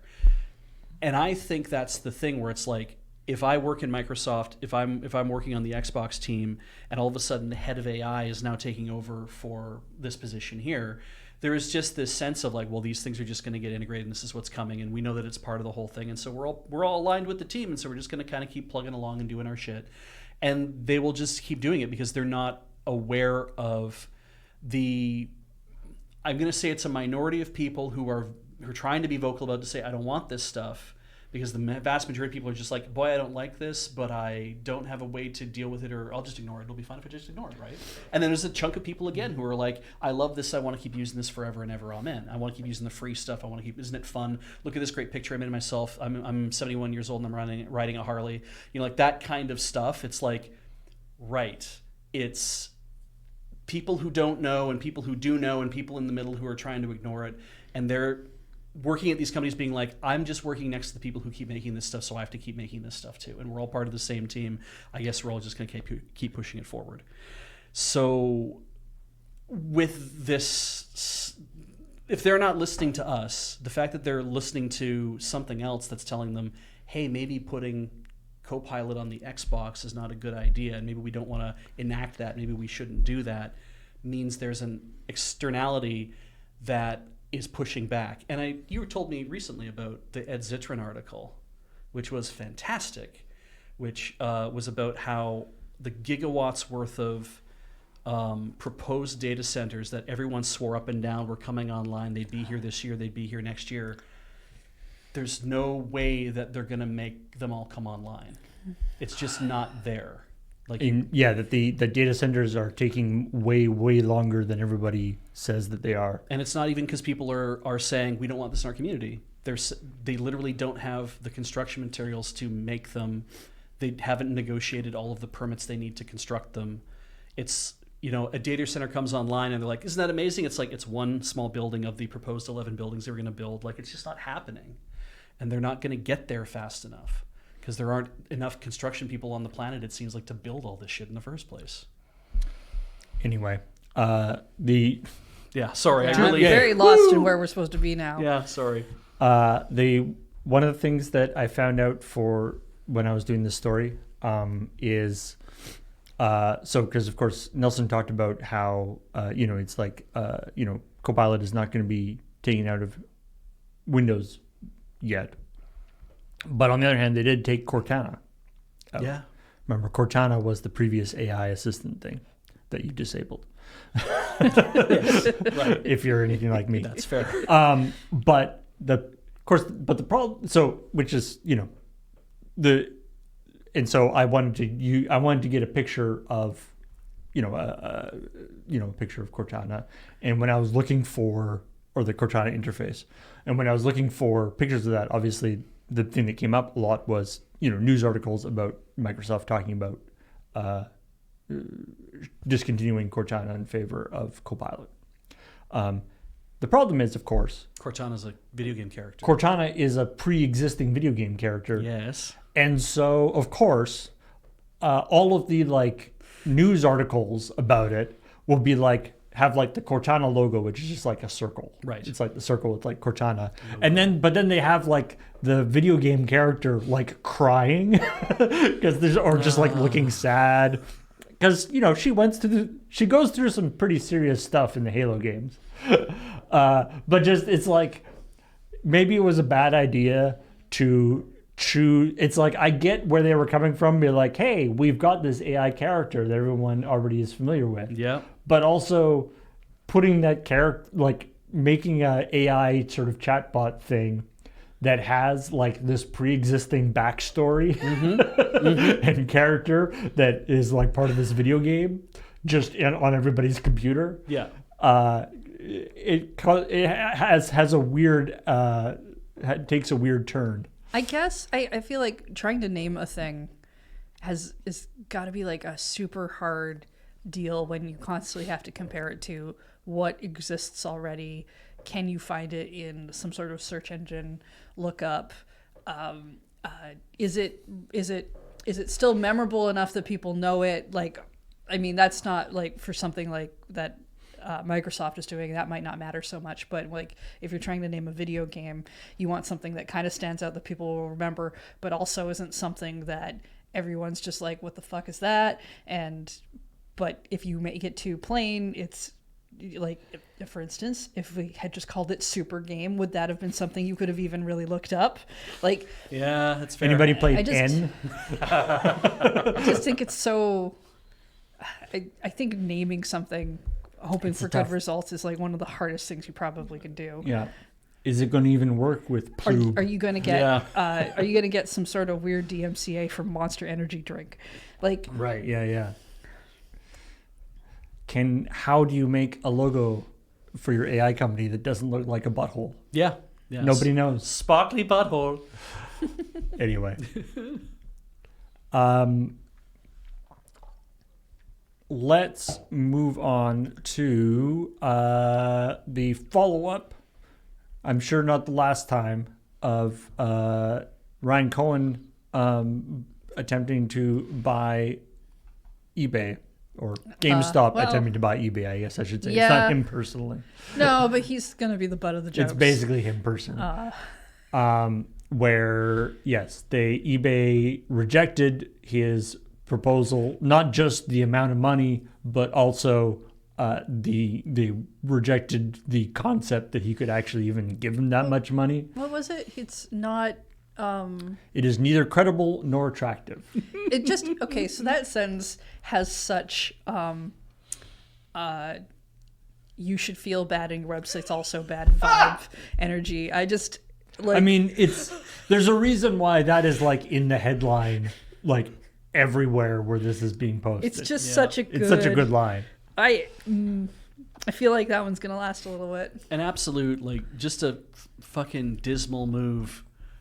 From somebody who is like being propped up by a meme, and I'm just like, I can't stand this. Like, oh, I have a good question actually. Yeah. I don't know what MOAS is. Yeah, I don't know what it is either. It stands for the mother of all short squeezes. Oh, okay. This is the thing that people who bought deeply into GameStop, because when it was extremely undervalued, they thought it was anyway. Yeah. The idea is that I shouldn't say undervalued, I should say low valued. Yeah. Say Dan Olson has a great video about this that goes into more detail. But the general idea is that there's way more GameStop stock out there than there should be. Yeah. Can you really because do that? Well, you can't. See, this is the thing. But it's because these big financial companies are messing with the system. Okay. And they are shorting, which meaning that they are selling stocks that they don't have, with the idea that they will then buy those stocks back when they come due. This is a common thing. Again, I mean, I've heard of it. The Big Short is another example. I didn't realize you could sell a thing you didn't have. Yeah. Oh yeah. And not because you're only doing it based on a promise. Like you're signing a legal document saying like, I'm making a legal promise that I'm going to sell this so I can buy it back. Yeah, you say I will sell you this thing for $100 tomorrow, in the hopes that by tomorrow the price for you will be less than $100. It sounds like a scam my dad would have pulled on me when I was 5. Yeah. Kind of is. It is. Oh my god. There's arguments that shorting is itself a kind of a scam. Yeah, I can see why. So there is. Anyway, but the main thing about this is that the principle that they're working on is they think it's they thought that the shorting on GameStop is so big, there's so much shorting going on that they collectively will be able to own all of the real stock, which means that that they own all the real stock, and that a big company that is shorting the stock won't be able to buy any to cover their trades. Okay. So it's a bet. It's a gamble. Okay. And so and that means that and they legally have to cover their trades. Yeah. If they don't, they get massively fined. And the fine happens every day, basically, until you don't do it. Oh, like library So books. it's very, very bad not to be able to cover your trades. Okay. So the idea, the mother of all short, so a short squeeze is when people start having to buy up the stocks to cover their trades, and they basically have to pay whatever anybody will charge. Okay. So this isn't a butt thing. Yeah, it's because now what you're doing is, because of the shorting, you're squeezing their ability to actually be able to do this in the first place. Interesting. Yeah, you basically are trying to bankrupt people. God, So I would yeah, not so and be then good and then as a this, the financial idea villain. here is that the mother of all short squeezes is the idea that this is going to be so bad Yep. that effectively it is a quote unquote infinite money glitch. Yep. And they will have to be paying like, $1 trillion per share or something stupid. Yeah. I see. And they will all become millionaires and everything will go. Obviously, in case you didn't notice, that so far hasn't happened. Can't tell if they're being bad villains or I would be also bad at being a villain. Anyway, I have a business degree, right? Yes, you've told us about that many times. I took multiple accounting courses. Yeah. I took courses in economics, like intro to macro. Economics is so Intro to micro, boring. intro to macro. Like I took a year's worth of economics courses. I took these accounting courses. I took courses in like all these other different disciplines that are part of it, marketing and management information systems and all these kind of things. And despite all of that, shorting is still black magic to me.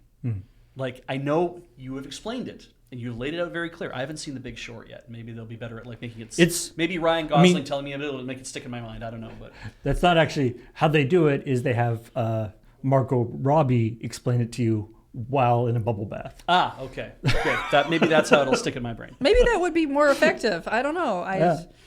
But it's very good. It's very. I mean, the movie is also very good. Okay. It's a the idea, like this whole thing. It's like I know I would never want to be a part of that, and therefore, that's not how I treat investing on my side. It's like I'm not doing all of the advanced shit that people are doing. It's like I took hearing, like I was like, I want to buy Apple stock because it seems like Apple stock goes up over time, so I'm going to buy Apple stock, and I did, and it did go up over time, so that's great. But I kind of think of it the way like everyone talks about how Warren Buffett relates to people, where he says, is it a good company? Like, is it a company that makes a thing that people want, and so they buy the thing, which means the company makes some money so they can continue to buy the thing and continue to make the thing. And they can do that consistently over a long period of time. I mean, that's a good company. Then I will put money into that company. And I like that idea of that. He like Warren Buffett also famously doesn't deal in derivatives. Yeah. He says he doesn't understand them. Yeah. So I'm in good company, I guess. I mean, there's something to be said for not maybe pouring money into a thing that you don't understand and hoping that just money comes out.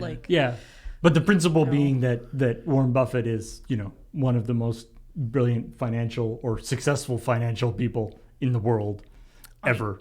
And he says he doesn't understand derivatives. Yeah. I think I only know of him through like Animaniacs. So he's just very, very rich. It sounds like a cartoon name. Yeah. He's very rich, and he made most of that money through shrewd investing. Sure. Anyway.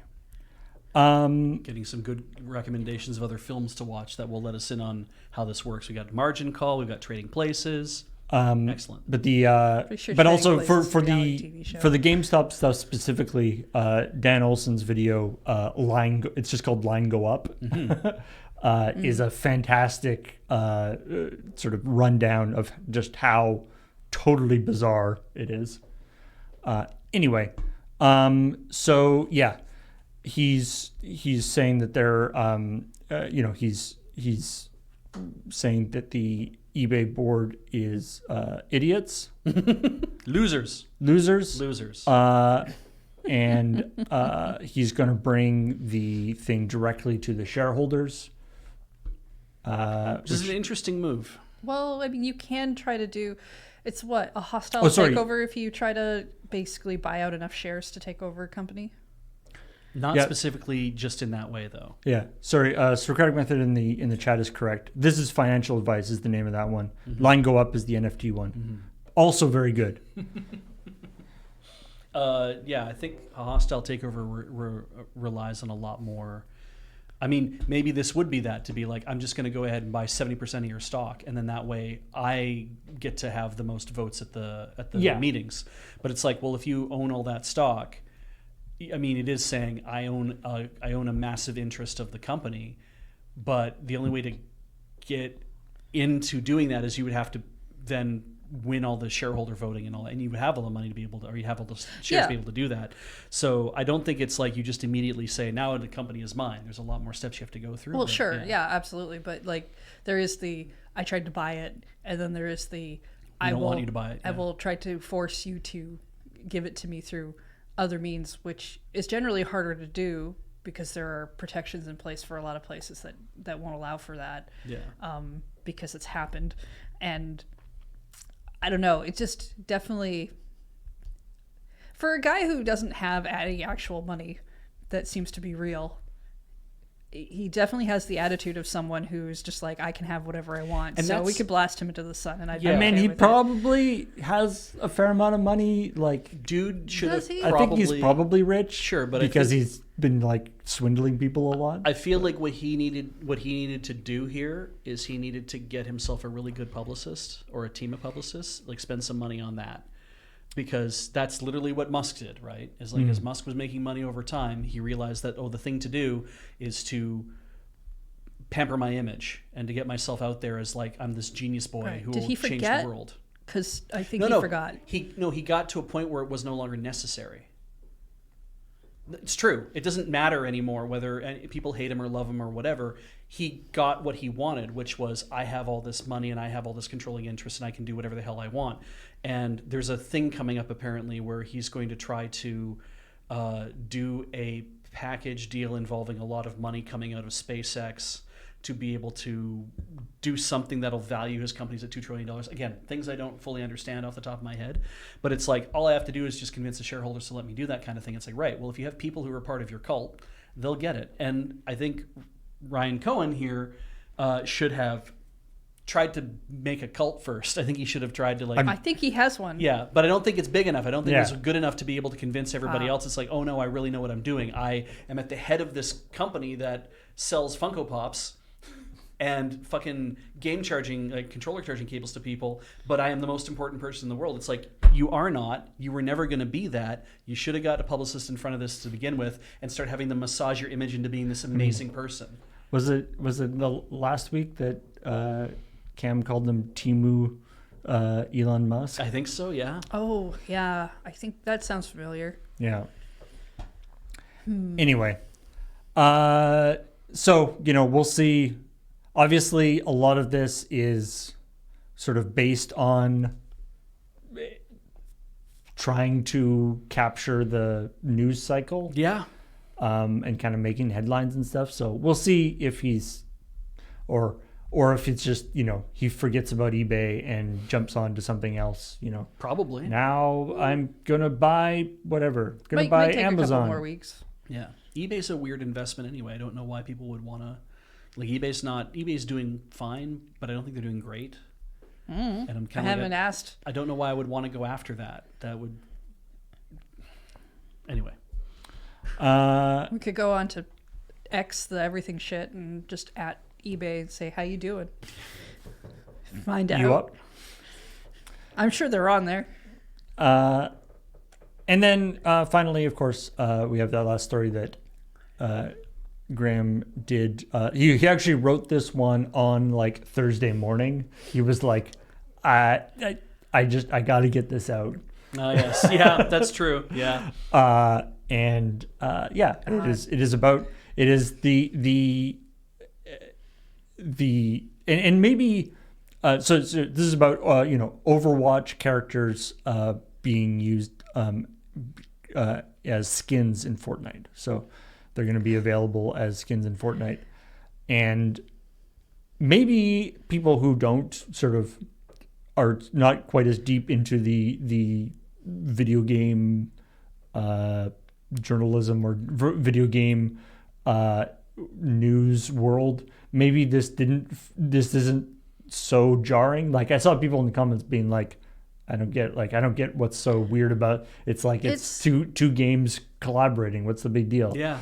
But for those of us who have been doing this for since Overwatch came out. Graham really explains it very well in the after show. He had a moment where he looked at his phone. This is kind of like all of the thoughts that hit his brain at once, and he wrote a script, and it's pretty funny. Even if you don't think the topic itself is that funny, it's a really fun delivery. It was heck of a hard thing to go through to do the graphic timing, because it was just like, wait, did he say Fortnite or overnight there?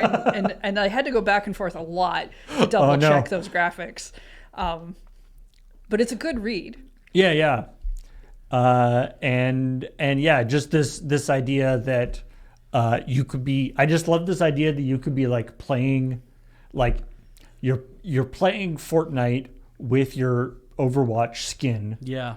And if you like got up and somebody else sat down at the computer, they might legitimately not know what game they're playing. Right. Yeah. Kind of confusing. Like it's Tracer, but it looks like Fortnite. Did Blizzard make a Fortnite? Anyway, of course, this will we do stories about silly things showing up in Fortnite all the time. Yeah, I mean, because it's a constant. For one thing, Fortnite is really good at its constant news cycle. It's always adding in things. It's always got a new Game Pass event thing going on. So they are constantly in the news as a thing to be reported on. And at some point, we'll probably get tired of because we don't. It's not like we report on every time that they add a new character, but when they add somebody that's weird or that we can think of. Which, by the way, there are League of Legends characters technically. Yeah, Arcane. Because Arcane has characters that are in there, but I think they're also in League of Legends now. The fact they've that always been in League of Legends. The fact that like Arcane Jinx and League of Legends Jinx are sort of distinct people is a whole other confusing thing, I think. Oh, it's an AU, is it? Okay. Yeah, but I can, I can understand the idea of like, oh well, maybe there's no League of Legends characters in there. There's no Nintendo characters in there. No. We know that. Yep. We also know that they wanted to have Nintendo characters, Absolutely, though, they would. From previous leaks and things from court cases and such. Yeah. So, maybe one day they'll get that. It does remind me a little bit of, I remember I was trying to think of a joke for Magic, for like the Universes Beyond. Oh, yeah. Magic sets. And I was trying to think of a joke it was like, haha, that would be like if, imagine if this thing showed up in Universes Beyond. Right. And I legitimately could not think of a pop culture property that would be too weird, To show up in Universes Beyond? Yeah, that like would be so weird that would be funny. So, as opposed to just being like, yeah, that's it would be tragic, like Schindler's List. I guess. Yeah, that would be fucking tragic. But like, SpongeBob SquarePants showed up. Yeah. I mean, there's a Fortnite secret lair that already exists. 7, yes, that's a good one too. Jesus Christ. But it's the same thing with Fortnite. Like, I can't think of a joke. I can't think of a joke to put in that's like, haha, wouldn't it be funny if this character or property was mixed with Fortnite? Because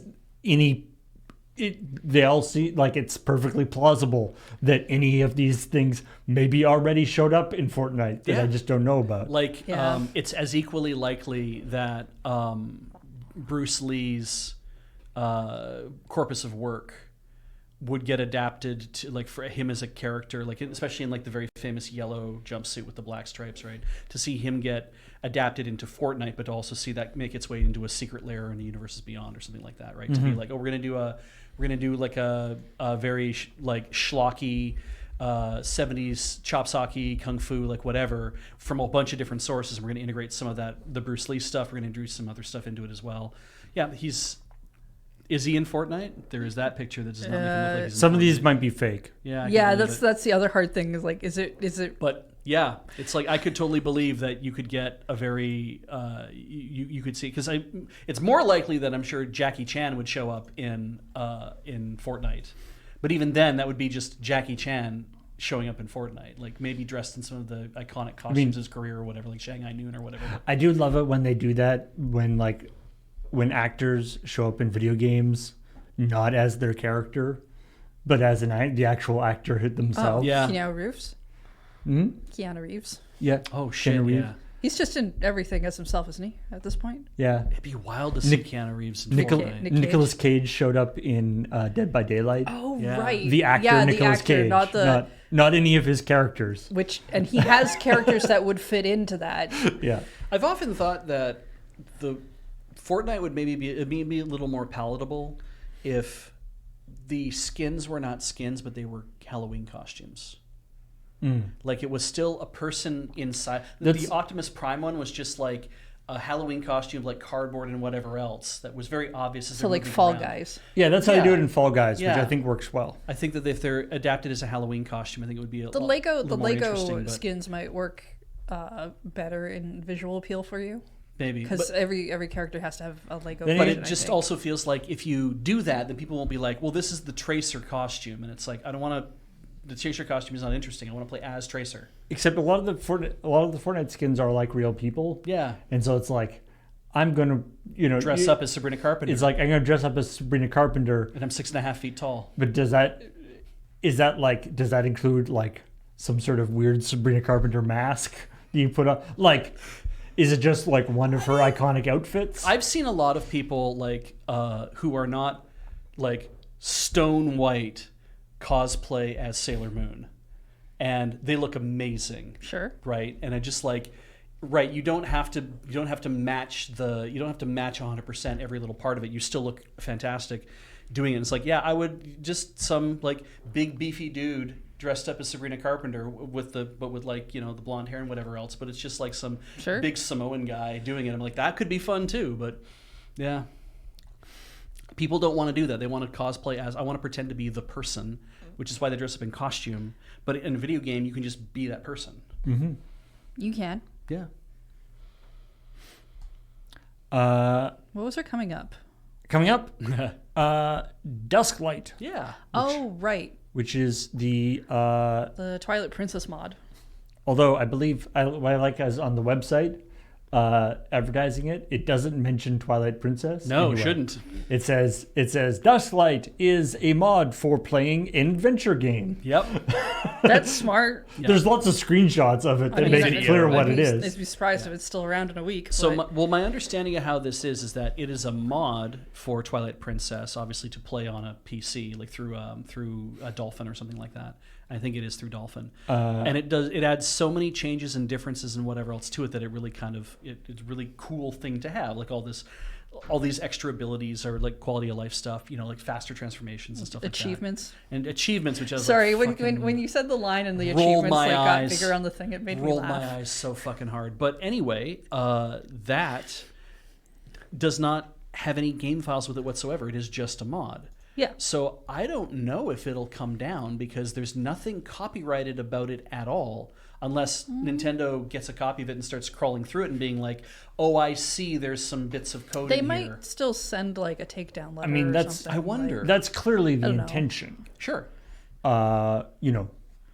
But they also take down emulators that don't have any.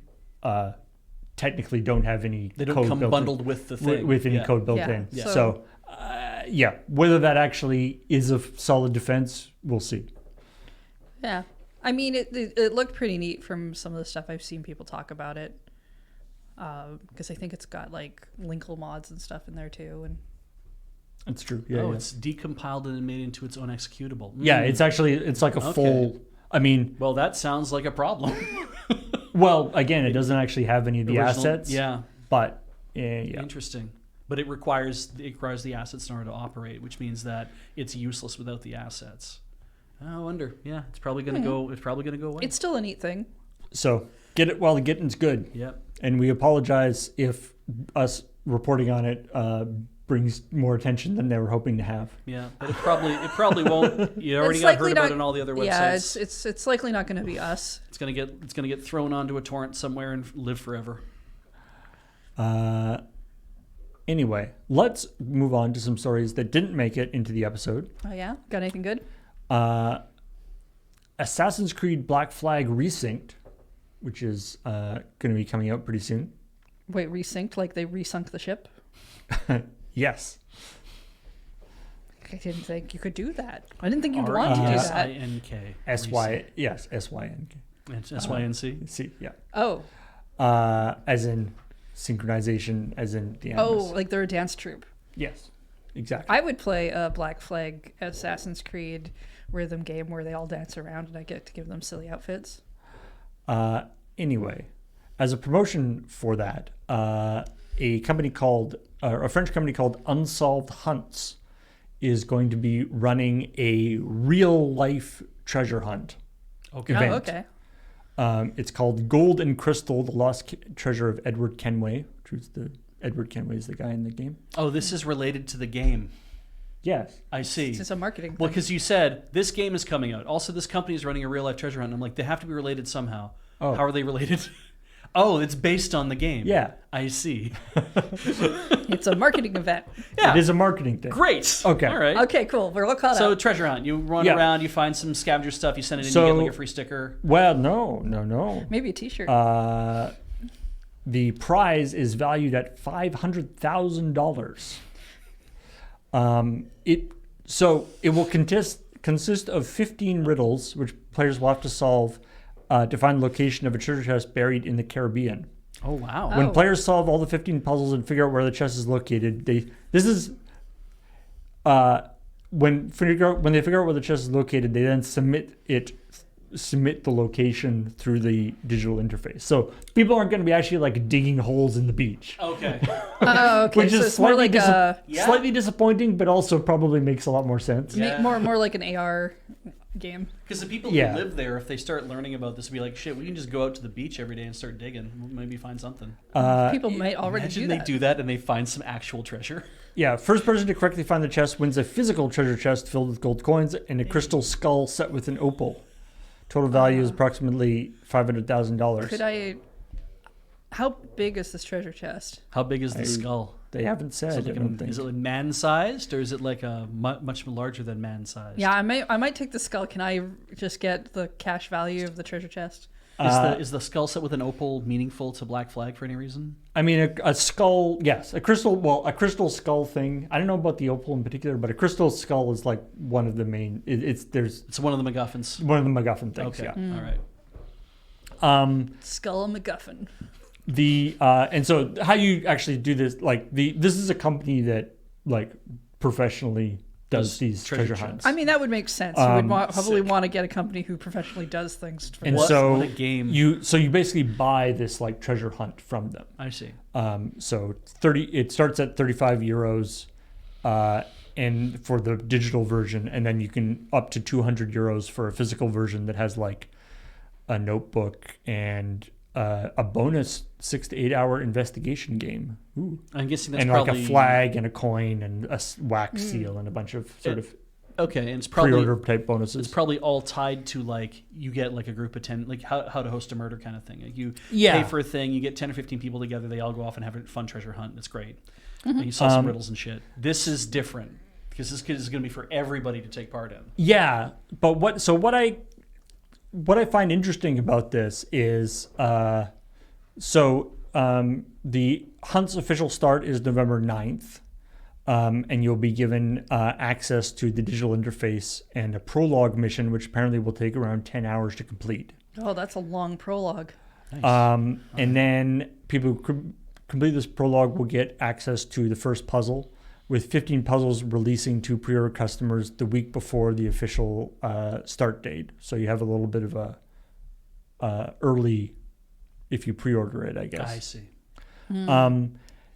So the interesting thing here, and these people are Unsolved Hunt, theoretically these people are old hands at this. Yeah. But still, they say they will predict it will take between 2 to 5 years for the first person to solve all 15 riddles and find the treasure. The game's probably not going to be, well, no, it is. It's going to be out and you can just have the game. Yeah. So it's not like you have to find the treasure and then you can get the game. No, but I was more thinking about the fact, like, will the game go under before the I mean, is over? It's just 2 to 5 years. Yeah, so it's an interesting, that seems very, that seems like a very long time for some, and it sounds like they are releasing all the 15 puzzles. It's not like they're doling out the puzzles slowly. No. So it seems, I mean, these must, considering what the internet as a whole has accomplished in terms of solving various I mean, I don't puzzles wanna, and things. I don't want to just be like, well, have they really thought about it? Because they are a company that professionally does these things. So to have like an estimate of 2 to 5 years, I'm like, you must have some basis for that. But at the same time, part of me is like, so in December or January of next year, are we going to get a story where it's like, well, somebody solved it in a month? Yeah. I was going to say that also the price of gold could just keep going up in the meantime. So the prize could be worth even more money by the time you solve it. That's true. But also the faster thing to do would just be to break into their servers and find the answer. Just throwing that out there, that I'm like, I would hate this to be like, well, now we're doing this, and it's like all of a sudden they're just getting hammered by bad actors being like, maybe. oh shit, we need way better, we have all of our files and everything here, and someone's going to leak something. And yeah, again, I would like to think that they know what they're doing. I'd like to think they would too. Who knows? This might be, if this is the first time they've ever done anything like this, where it's like at this scale, they might not be prepared for the utter onslaught of people trying to backdoor their way into. Maybe, but I mean, I feel like there's nothing wrong with doing it and just seeing what happens. Yeah. You never know. Maybe they're right. What have you got to lose except $500,000? Well, I mean, they got paid for that, right? Like their job is just to put this thing on. It's true. Presumably, yeah, that's already... They're providing a service. Yeah.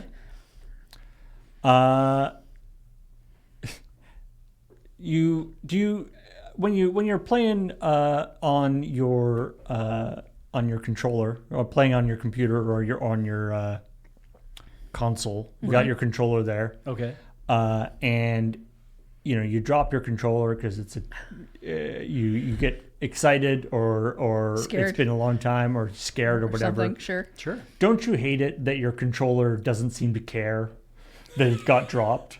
Yeah, You mean I want my controller to be angry at me for dropping it? If you're playing it by yourself and you throw your controller across the room because you're so mad at something happening, you basically are just taking it out on a piece of plastic, and that's very unfulfilling in a way. Hold up, though. So- Paul said you drop it like it's an accident. Why are we committing controller anger? Abuse. well.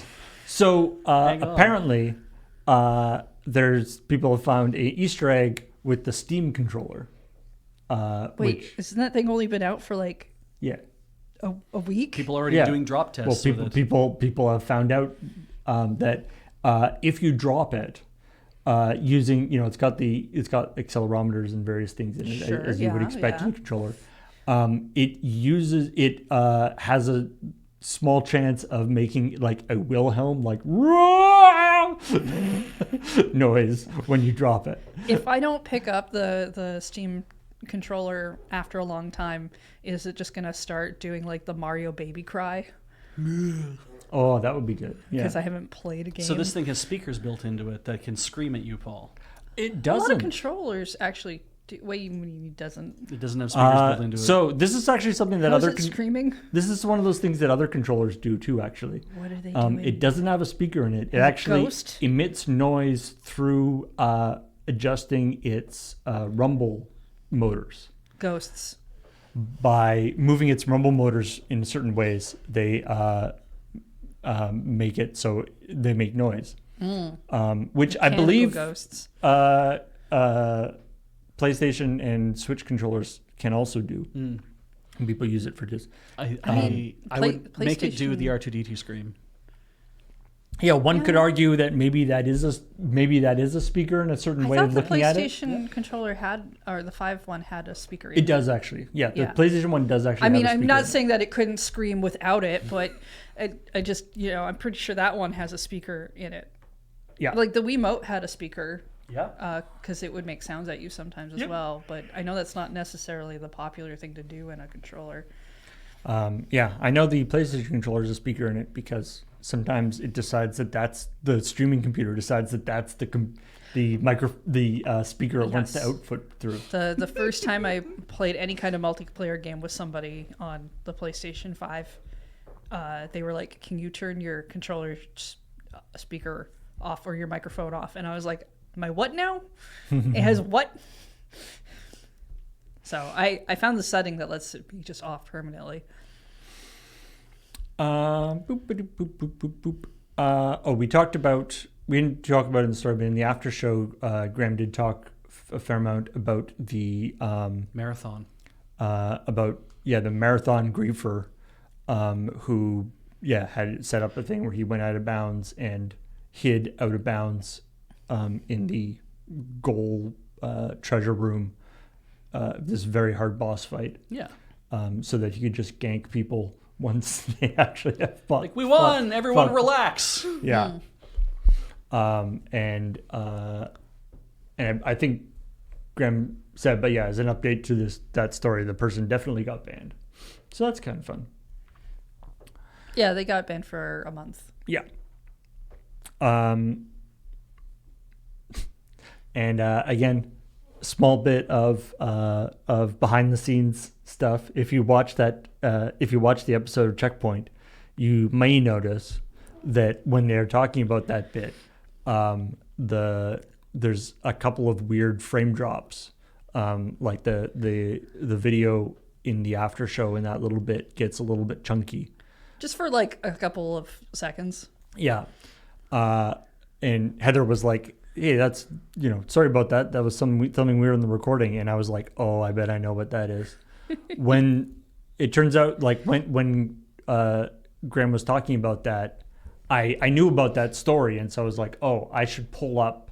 And so I'm on the recording computer doing the thing. I'm like, I'll pull up the news article about that. Yeah.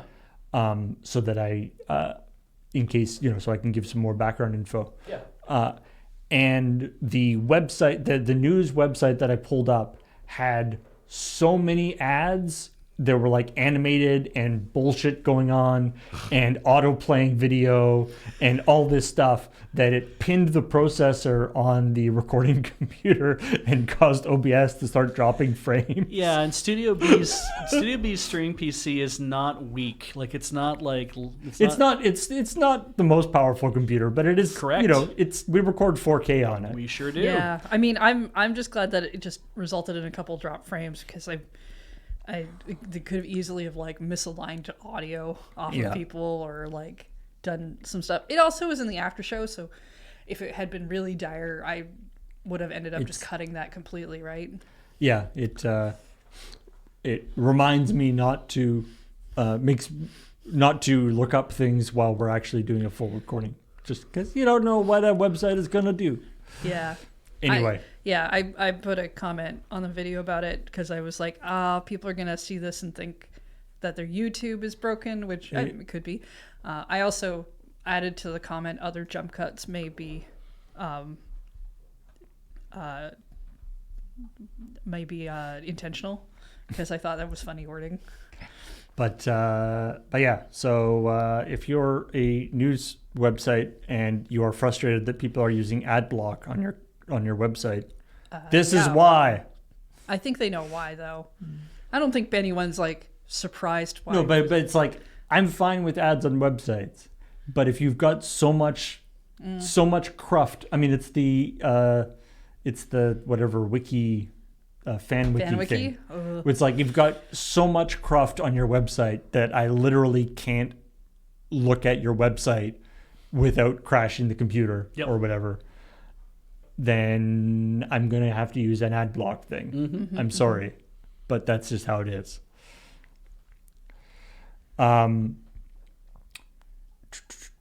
What else we got going on here? Double Fine is talking to the Communication Workers of America, whatever. I don't know. Are they called a union, or are they sort of a? They're an umbrella union. They're sort of a meta union. Well, a union of unions. Because when you define a union, here's how I understand it, is that you're defining locals, like you're defining chapters in different areas, and then you'll have like people belong to that union, but then that is part of a larger organization, and I think CWA is like one step above that. Right. So I think they're kind of an umbrella on top of a lot of other unions.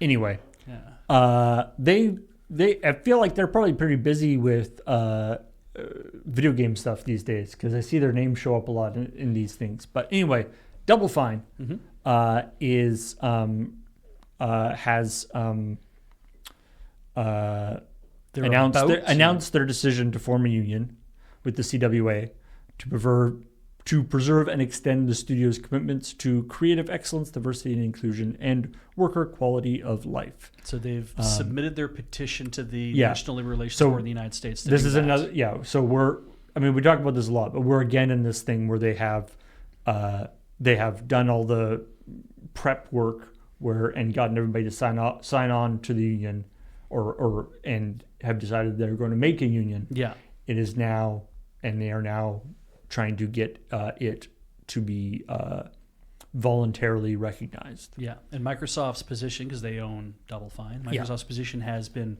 consistently neutral through a lot of these things, where they've just been like, we're not going to cause trouble, and please do not sue us. Yeah, and I was going to say, and to their credit, from what at least news articles I've seen and spokespeople from CWA and other union places that would have no qualms in calling them out, have generally have said that they yes, we appreciate that Microsoft has been neutral on these. Because it's the best you're gonna get. Yeah, it is a lot. You can, if you had a company out there that was aggressively positive about it, being like, "Oh fuck yeah, dude, you should totally form a union." That can happen, but it's odd to have a management position being like, "That's what we wished would happen from the very beginning." Because you'd think that if you were going to have that, the company would have either said, especially because companies of a certain size, they would have just been like, we're opening a new business and it's a union shop, and that's all there is to it. Is that if we're going to hire everybody, you have to belong to a union, and we get to bargain with all of you collectively, and then we don't have to think about everybody's personal salary. We just do that. A company can do that. They just never start that way, because they tend to start as a small company. Well, a company, and that's harder to do, right? Management can't set up the union. That's the whole point, though. Yeah. But anyway, I was going to say, to Microsoft's credit, they've been neutral on this. But to be clear, Microsoft has also been laying off lots of people and stuff, as we've talked about many times before. They can be two things. They sure and can. The whole military thing as well. It's like one of the things where I forget sometimes that Double Fine is Microsoft owned now. Yeah, which kind of sucks. But it's funny, right? That you can. I think that's a really good point, Paul. That's like, you can be a company that says we are firmly neutral on whether our employees decide that they want to unionize or not. Also, we're laying off 900 people. Mm-hmm. It's like, you're not interfering with the union. It's like, no, we've literally said we're not going to interfere with the union, but we are laying off 900 people. Some of them are from what was going to unionize. Some of them are not. That's just where they're all getting laid off. So, but we're being neutral. I'm like, right. If you're a huge company, probably the better thing to do is to just be neutral on all this kind of stuff all the time. I would think so. You have plausible deniability more often than not. So, that was a big thing with the whole merger stuff, where that was one of the things that they were trying to push. Anyway, so we shall see what happens with that. Yeah, that'll probably be and again, a while in the making too, because the startup process and the going through everything takes quite a bit of time. Yeah, but it's a good start in the right direction. And I think that was, we've talked about it a little bit before, the Stop Killing Games initiative, which it's quite kind of interesting actually, because it was originally a primarily EU thing, primarily European thing, which is where it started anyway, just because the guy who started it is based there, I assume. Mm-hmm. And also the EU has some more sort of direct ways to access for consumer protection stuff. Mm-hmm. They're generally more favorable for that kind of stuff. And there's been some interesting developments in that, in terms of various bills being put before Parliament and discussion being done. There's also some talk about it in the UK. And now there's also been a bill put forward in, I believe, the California legislature about it. So it's the the Stop Killing Games initiative, which, as a reminder, is a thing to make it make game developers or publishers have to have a plan for what is going to happen when the game ends. Yeah. When a game is, or when the game's either, and that means, either, refunding the stuff. Right. Okay. So that's the first one. Yeah. Making a game work offline. Okay. Making a game's servers available so that they can be run independently, making a game peer-to-peer. There's lots of ways that it can be done, and lots of games have had this done, but it's pushing it back against this. We don't want to run the servers anymore. We shut down the servers, and now this game that you paid $60 for literally won't run. And that's one of the things that keeps getting brought up over and over is that the ESA, the Entertainment Software Association, the ESA, has in the past, I don't know if this is continually part of what they keep saying or not, but reading the article, it sounds like this is still a thing they keep saying. It's like, this is very hard on developers to have to force them to run the servers forever. And Stop Killing Games comes back with, that's not at all what we're asking to do. Like, do your fucking homework. Like, read the thing that we're saying to do. We're not saying in any part of this legislation that a game publisher would be forced to operate the servers until the end of time. Mm-hmm. And forced to do continual maintenance and all these kind of things till the end of time. We're saying that when a game is end of life, they either have to refund the money. If they're going to shut it down and make it in an unplayable way, then you have to either refund the money to everybody, or you have to say, okay, we're going to make a version of this game that's available offline. And I'm assuming that legislation will be, it has to be appreciably the same game when you play it offline, right? Or you have to open up the servers to the community and say, if any of you want to continue to operate this game, here's the server package, and any of you can decide to run it if you want to. We are washing our hands of this entirely, and releasing it into the world, and you guys can take over with it. But it's also built on the idea of that being planned from the beginning, right? Yes. Which is where you want stuff like that in your planning, because it makes it easier to do that in the first place. Yes. And that's actually a lot of what this is about. And a lot of the pushback is like, is this idea of like, they can't keep the servers running, or, the architecture of the game itself means that there's no way they could do this, blah, blah, blah, like all the reasons why this can't happen. And it is this fundamental thing. It's like, and I think that is actually an important aspect of this. Like, when something like this is like a sort of is a bill, or like is going to legislate, a lot of the time it's not actually proposing, it's not actually saying the mechanics of how it needs to be done. No. Just that it has to be done. Yes. And you figure it out. Yeah. Yeah.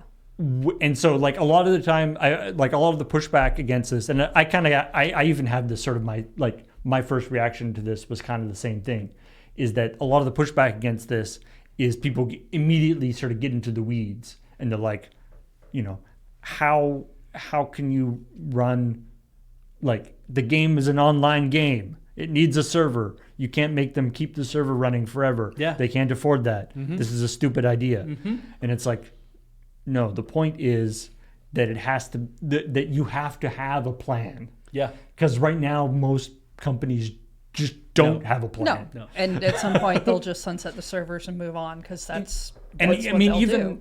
And even making it, saying that you are buying this game for 2 years or whatever. Yeah, this game will operate for these 2 years, and that'll be it. And being clear about that in the marketing material or whatever, maybe that's a solution. I don't know. Yeah. But like the idea that there just is no thought about it. Animal Crossing Pocket Camp was a free-to-play game for a long time that you could put money into, because it had fortune cookies as its loot boxes and some other stuff, or you could not.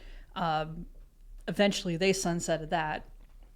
And turned it into a purchasing game. Yeah, they turned it into a one-time purchase game where as long as you had logged in to your free-to-play, your save data would go over to the new one. Yeah. So like in that case, not only is it not you have to spend all this money to keep the servers running forever, they're actually getting more money out of people. Yeah. And so Heather paid the $20, I think, in order to something like that. Yeah, in order to purchase a copy of Animal Crossing Pocket Camp, and because she purchased a copy of Animal Crossing Pocket Camp, we are in a family, and I'm allowed to take advantage of family purchases. That one was on family. And so I went ahead and said, well, she purchased it already, and I'm going to download it because I also have the right to play it in the same family. So that effectively costs us $10 each to be able to have Animal Crossing Pocket Camp complete. So which is what they're calling it. Yeah, I don't really play it a ton. I do open it every so often because it's still. It is appreciably the same game. And I like to think that for all the time that I spent in it, even though I never spent a single dollar, then being like, well, I'm a part of this thing, $10 worth of my involvement here. Heather has already paid forward for me. So I've never put money into it otherwise, which, because I didn't care to, but I really think it's just an interesting move that they did. Yeah. I really think that the idea of, especially because saying right off the bat, that's like, this gets made into legislation in X number of places. And really, it just has to be legislation in one major market before it'll start to see it making its way into other major markets, right? The EU being like maybe the most possible one that it'll fall into. But if California makes it happen, I think we'll start to see other people. And it's like, what are you going to do? Not sell your game in California? Exactly, right? So the feeling I get is from the beginning of when you're doing your planning, if you're saying, okay, well, we have to make we have a choice, is we either have to refund everybody. Boo, we're not going to do that because we need all that money. It's like, okay, we can't do that. But that's the nuclear option, right? That's the one that's like no one will ever do it. Yeah. It's the one that they have to have in there to say you either do this, you do this, or here's the one you really will end up having to do because we'll go over to court over this. Or do the thing where it's like we have to make a version of this game available offline for people to play, and it's like, well, we can't do that, man, because Fortnite only runs online all the time. And it's like, okay, well then it looks like our third option is we have to make our server work in a way, the server software has to work in a way that when we give it up to the community, that it isn't going to hurt Fortnite 2, because Fortnite 2 will run on a derivative of whatever the previous software is anyway, and we can't have people running Fortnite 2 games on Fortnite servers, private Fortnite servers. I mean, if you do an offline version thing, that's just basically like a LAN party style thing, wouldn't it? Possibly. Yeah, exactly. Yeah. I mean, if or you had peer, they've done that too. It would be very funny if Epic's solution to a Fortnite, I'm just as an example, if their thing was like, we're going to make an offline version of this, and so you get to log in and run around and there's no one to fight. But they're just like, it's an offline version of the game. What do you want from us? It's all you can fucking do here. Like, you got to be online to play it, but you want an offline version? Well, it's just the world you run around in. It might not be like the playable version people want, but in terms of like preservation of being able to walk around an area that's not. And it's not outside of nothing. Not outside of the possibility of maybe that's what people even want in the first place. But I mean, so there's an article about this in PC Gamer, talks about, because this is in particular, there's this bill that's in California, and the ESA, Entertainment Software Association, has obviously come out against it because they're not busy enough being able to make E3 anymore. They got to fuck around with this stuff. And they would have been doing it anyway. And of course, this article in the headline mentions, it's like the ESA, who has also been and we talked about this. They're also the people who say we don't need to preserve games because companies will preserve them on their own. Yes, we don't need to make it so that the Library of Congress can and various nonprofit organizations who want to preserve games can legally do it. Yes. So we're going to block that because companies are more than happy to do that on their own. Yes. They're also saying that companies shouldn't have to keep their servers running. And I like this. So they say Assembly Bill 1921 could force developers to spend limited time and resources keeping old systems running instead of creating new games, features, and technology. To this end, or in the end, this policy doesn't reflect how games actually work today. This bill sets strict rules that could ultimately mean fewer and new innovative experiences for players. And it's like, fucking yeah, that's the problem. That's the problem. Like, it doesn't reflect how games actually work today. Yeah. They are trying to change that. Yeah. You know, it's the same kind of thing as like, this goes outside what the status quo is. It's like, you don't think that maybe what we're trying to do with laws is to make things better for people? It's the madness of it's like, well, right now, nobody gets healthcare, and that should be the way it is. And it's like, no, it shouldn't, my guy. We should be trying to make things better for everybody. Yes, but I mean, they're trying to argue in a way that makes it sound like it's so unreasonable. It's super unreasonable when people make arguments that are like, oh, well, if I can't make a game that allows me to have egregious microtransactions and loot boxes, and that I can aim at 5-year-olds and do all these things, then like our game just wouldn't exist. And it's like, I'm okay with that, dude. Yeah, you don't have, weirdly, I don't care. In this world, it's kind of like you don't have just the God-given right to do anything you want to any other person. There's some things that we've looked at over the years. It's like we've never thought of a thing being harmful or not, but like Super Mario Brothers on a single cartridge is like that was the idea of how this is a game worked in your house. You bought this thing, you put it into a thing, and you played it, and there you went, right? We have that, and that can live in the Library of Congress, and someone can take it down and shove it into an NES and make it, as long as the lockout chip's working. So the this idea of, well, games don't work that way. It's like games never used to work this way. Sure. So they used to work like that, and then over the years they changed, and you've gone about all your business to try to make sure that only people who are being served here ultimately are the people who are manufacturing games. You need a game to shut down, and you need a game to go dark so that someone doesn't say, I don't want to play Battlefield 6, I'm happy playing Battlefield 5. And they're like, no, Battlefield 5 is out of service now. You have to play Battlefield 6. Yeah. You have to buy a copy of that. It sounds like a bad... like a terrible plot to a movie where an evil scientist gets mad at a potential law coming in because now he can't build the doomsday device that will let him obliterate the planet. And it's like, yeah, dude, we don't think you should be able to do that. Shit feels a little on the nose sometimes when they make movies like that, but yeah. It's more. I bet there's a lot of at whatever big. Whatever meeting of all the evil video game companies that all sit around some giant boardroom table and make plans is what I assume happens. Yes. I bet they're all really pissed off at Ubisoft right now, because Ubisoft is the company that Ubisoft was the publisher of The Crew. Yes. Which was an online only racing game. Oh, right. Okay. That they turned off. And that's the impetus for the guy who originally started this bill. That's what that was. He really liked that game, and then some people brought it back through a fan-made server, right? And then Ubisoft sued them and shut that down. Yeah. And so that was the impetus for this, and all these companies being now, like, what the hell, Ubisoft? You could have let this go. If I remember this correctly, too, is that the campaign gets going and it's attracting a lot of attention, and people are, obviously reading the wrong thing into what's being said here and what's going on. Sure, yeah. And then Ubisoft made The Crew 2. And if I remember what I read in the story correctly, The Crew 2 has since also shut down. But when it did, Ubisoft provided a method for people to play The Crew 2 offline, be able to do basically what Stop Killing Games is asking. They did that voluntarily, and that feels to me like a correction where they're like, "Oh shit!" Like, "Oh, you know what? They're doing this thing here. You know what? Here, just have this, and you can play The Crew 2, and you can do it in the way that you want. And maybe you just want to go play The Crew 2, and maybe not think about implementing a thing that will fuck over our game and everybody else's game in the industry. Maybe go do that. Could you go do that? I want to bribe you to not do the thing that you're gonna fuck us over with."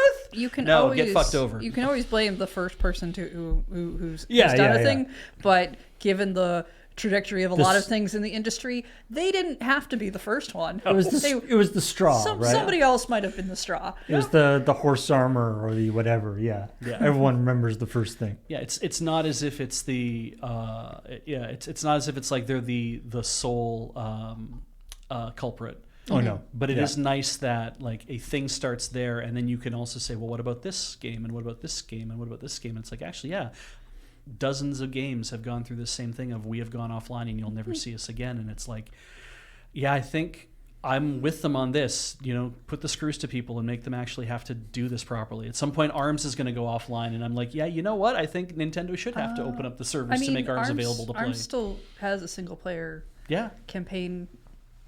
And they might even justify that as that's how you get to play it. I don't know if you have to play multiplayer online as well, because you might be able to do that. I guess Splatoon would be a better example, because a lot of Splatoon would be much larger multiplayer component than single player component. But that's you start to get into the weeds over like, well, does the single player campaign matter? Does do you have to have all of the things? As a side note, in terms of always online stuff being stupid, I'm always amused by when we do in Studio C, when we do our AFK or Friday Night Paper Fight streams, there's a TV in the background that has like the logo and stuff, and it's ostensibly it's a smart TV, but the thing is, and so because it's a smart TV, it's got like all this bullshit loaded onto it, including ads, and it's got Wi-Fi and all this stuff. Yep. But we don't like that, so it's been turned like it hasn't been hooked up to the internet and it's been disconnected from, and it's like Wi-Fi has been turned off for most of the time that we've had it. Yep. Which is really funny because when you boot it up, because it still like shows ads and things, but it'll be like, check out Disney's Encanto. Yeah. It'll be like still desperately trying to show those ads that it cached like for the last time 6-7 years ago. Yeah. Last time it was allowed to go online. I'm so just as a tangent here, we have a TV at home. We've got a TCL S55 or 65. It was the S5 series, and it's a 65 inch. It's lovely TV. Sure. I like it an awful lot. And it's running a Roku TV 9, and they're up to 14. Oh, but it's running 9 because the moment, like when I got it home and we got it on the wall, the first thing I did was ensure that it never got connected to the internet. Like it's like, I'm not even going to go on the Wi-Fi. I'm not going to do anything. I'm just going to plug this thing in and use it. It has my father, on the other hand, about a year or two after, I think a couple of years after we bought that, those TVs were still available. They went and they bought one. And he got home and was like, well, I want to be able to do the smart TV shit with it. So he immediately puts it online and like plugs in the Wi-Fi. He did the thing you're told you should do. Make sure your stuff is always up to date and do these things. Mm-hmm. So he did that. And so his interface is very different than mine and all this other kind of stuff. And I bought him an Apple TV because I was like, just use this. Stop trying to use your TV to do your smart features. The Apple TV has no ads and it's incredibly fast and it can do all this great stuff. He's like, okay. And that's what they use. But when I have to change, this is so stupid. When I'm watching YouTube and it wants to show me an ad, the ads are being sent in like 1080p, right? So my TV blanks out to black, and then it has to do a handshake to understand what the ad is format is running in, and so it does its audio and video handshake and comes back up. Meanwhile, the ad's been playing the whole time, and it flashes to black. There's nothing, and then voomp, it comes back, and I get like the last 3 seconds of the ad. And you're like, oh, that's great. You get to skip the ad. The next ad starts. It's in a completely different format as well. It blacks out as well. And now I'm waiting for this thing to happen. And then the YouTube video comes up and it's in a different format as well. And so it, again, blanks out and has to do the handshaking over and over. I'm at my dad's house. I start up YouTube on his. The blanking takes like a half a second. At home, it's like for on my TV, it takes like 2 or 3 seconds. Yep. And I'm just like, oh, the updates fixed a whole bunch of shit that were on his TV. Kind of. Which is my TV that I have at my house. And I'm like, I'm really tempted to put my TV online. It's fine. But if I do, then I'll get all the other bullshit that comes with it. And I don't want any other bullshit. It's funny. I used to solely watch Crunchyroll on my iPad. Because when Crunchyroll in Canada was a thing where you could watch a lot of stuff for free, until like as long as you didn't want to watch like the first week or like Naruto or something, I found that I could watch it on my iPad as long as it was connected to like a Wi-Fi thing, and for some reason there was a thing broken with the ads that would play, and it would do the same thing where it would try to run the ad, it would fail, and then it would just go back to the show. Yeah. And it was great. Nice. Until they fixed it. I like there's some of the like Canadian streaming, we often, Canada has some sort of more obscure streaming things, and it's not so bad these days, but I remember like a couple of years ago there was often a lot of problems filling the ad inventory. And so you would get like, you would be watching a movie and there'd be like, a 3-minute ad break that consisted of 6 copies of the same 30-second ad played over and over again. Yep.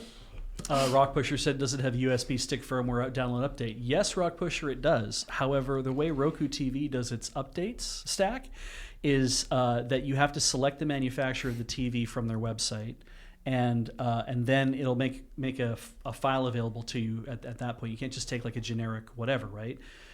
So I have to tell it what TV that I have so it can send me a version of the Roku OS the TV OS that'll run on my TV. So here's the problem. I don't want anything that's version 14 or 13. I want version 12 because that's the last time it worked. That's the last time. It was the last and best time that all the stuff was fixed, and they didn't introduce a bunch of new shit that apparently screwed up Dolby Vision and apparently screwed up a lot of like frame rate matching and screwed up a lot of things. Oh, wow. And man, people with that TV got pissed at Roku and TCL because they were like, "What are you doing? You're destroying our TV." And they're like, "We don't know what's going on." And well, let us roll back. It's like, we can't possibly let you roll back your OS. So it's like, so our TVs are worthless, is what you're telling us. So there's that. I also saw a comment go by real fast. It's like, I'm surprised that Loading Ready Run doesn't use commercial large format displays. And my answer to that is, have you looked at the cost of a comparable commercial large format display, the kind of thing you might have hanging in as a menu or as in an airport, that kind of thing? The cost of one of those is usually 2 to 3 times the same amount as what this would cost us at a store.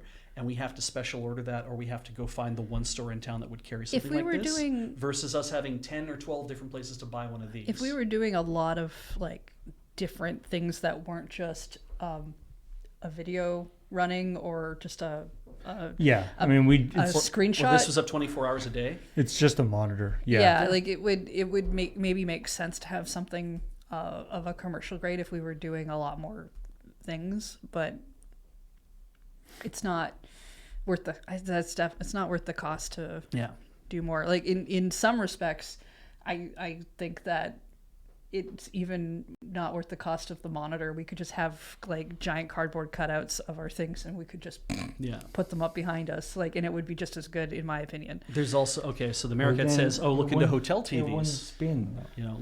Americat says, look into hotel TVs. We're not looking to buy 25 to 50 TVs or 150 or 6,000 TVs to staff our entire stuff that we have at the moon base. We need 5 TVs.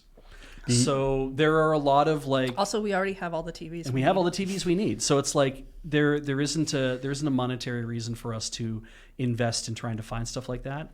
Used LFDs. We did have one in the moon base for a while. We had an old Panasonic plasma display, 42-inch, that was from the airport, and it worked great. Yeah, that was the chat. Definitely had some burn-in. That was the chat monitor that we used. We originally got for Desert Bus. Yeah. Or it was originally acquired for Desert Bus because it was being used for airports or whatever, and they were like, we're gonna get a bunch of these plasma TVs, and people were like, isn't that going to be a problem with burn-in? Like, well, it is a lot less expensive though, so we're gonna get these plasma TVs. Oh man, the burn-in was hilarious. And then and then they, surprise, they had really bad burn-in, and so they're like, I guess we'll have to replace these, and so they were. They were getting rid of a bunch of these plasma, and they were like, for our purposes, that works fine. Yeah. I love LFDs. Like I would have an LFD at home instead of a 65-inch TV, but an LFD that's 65 inches. I think eventually our burn-in ended up being the overlay for the Desert Bus. Yeah. Right? We had the TV running the entire time. That TV was also like 6 inches thick. Like it was a pretty heavy duty TV. It was extremely heavy. Yeah. Also, like weight wise too. We used it as our TV for home for a while, actually. Oh, really? Because we weren't using it at the moon base for a long time. We're like, what are we gonna do with this TV? I'm like, my projector just failed. I need a TV for a bit, so we brought it home and used it until it burned out entirely. Yeah.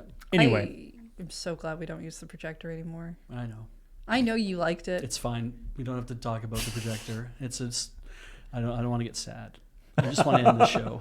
all right. Okay. Now that Beej No is sad beach. Only show go away. Yeah. now that Beej is sad, let's end the show. Thanks everybody for joining us. Thank you for supporting us in all the ways that you do, whether it's here on Twitch, being a subscriber, or being a member of our YouTube channel. And if you want to check out this episode, you can check it out on our YouTube channel, youtube.com/LRVG. That's also where you'll find this week's episode of ChillPoint. And if you become a member of that channel, you can get into the credits of ChillPoint too, which is kind of fun. We have merch in the store. And of course, you can support us through Patreon. Patreon.com/loadingreadyrun. We should really put that graphic out. Yeah. I suppose we could, yeah.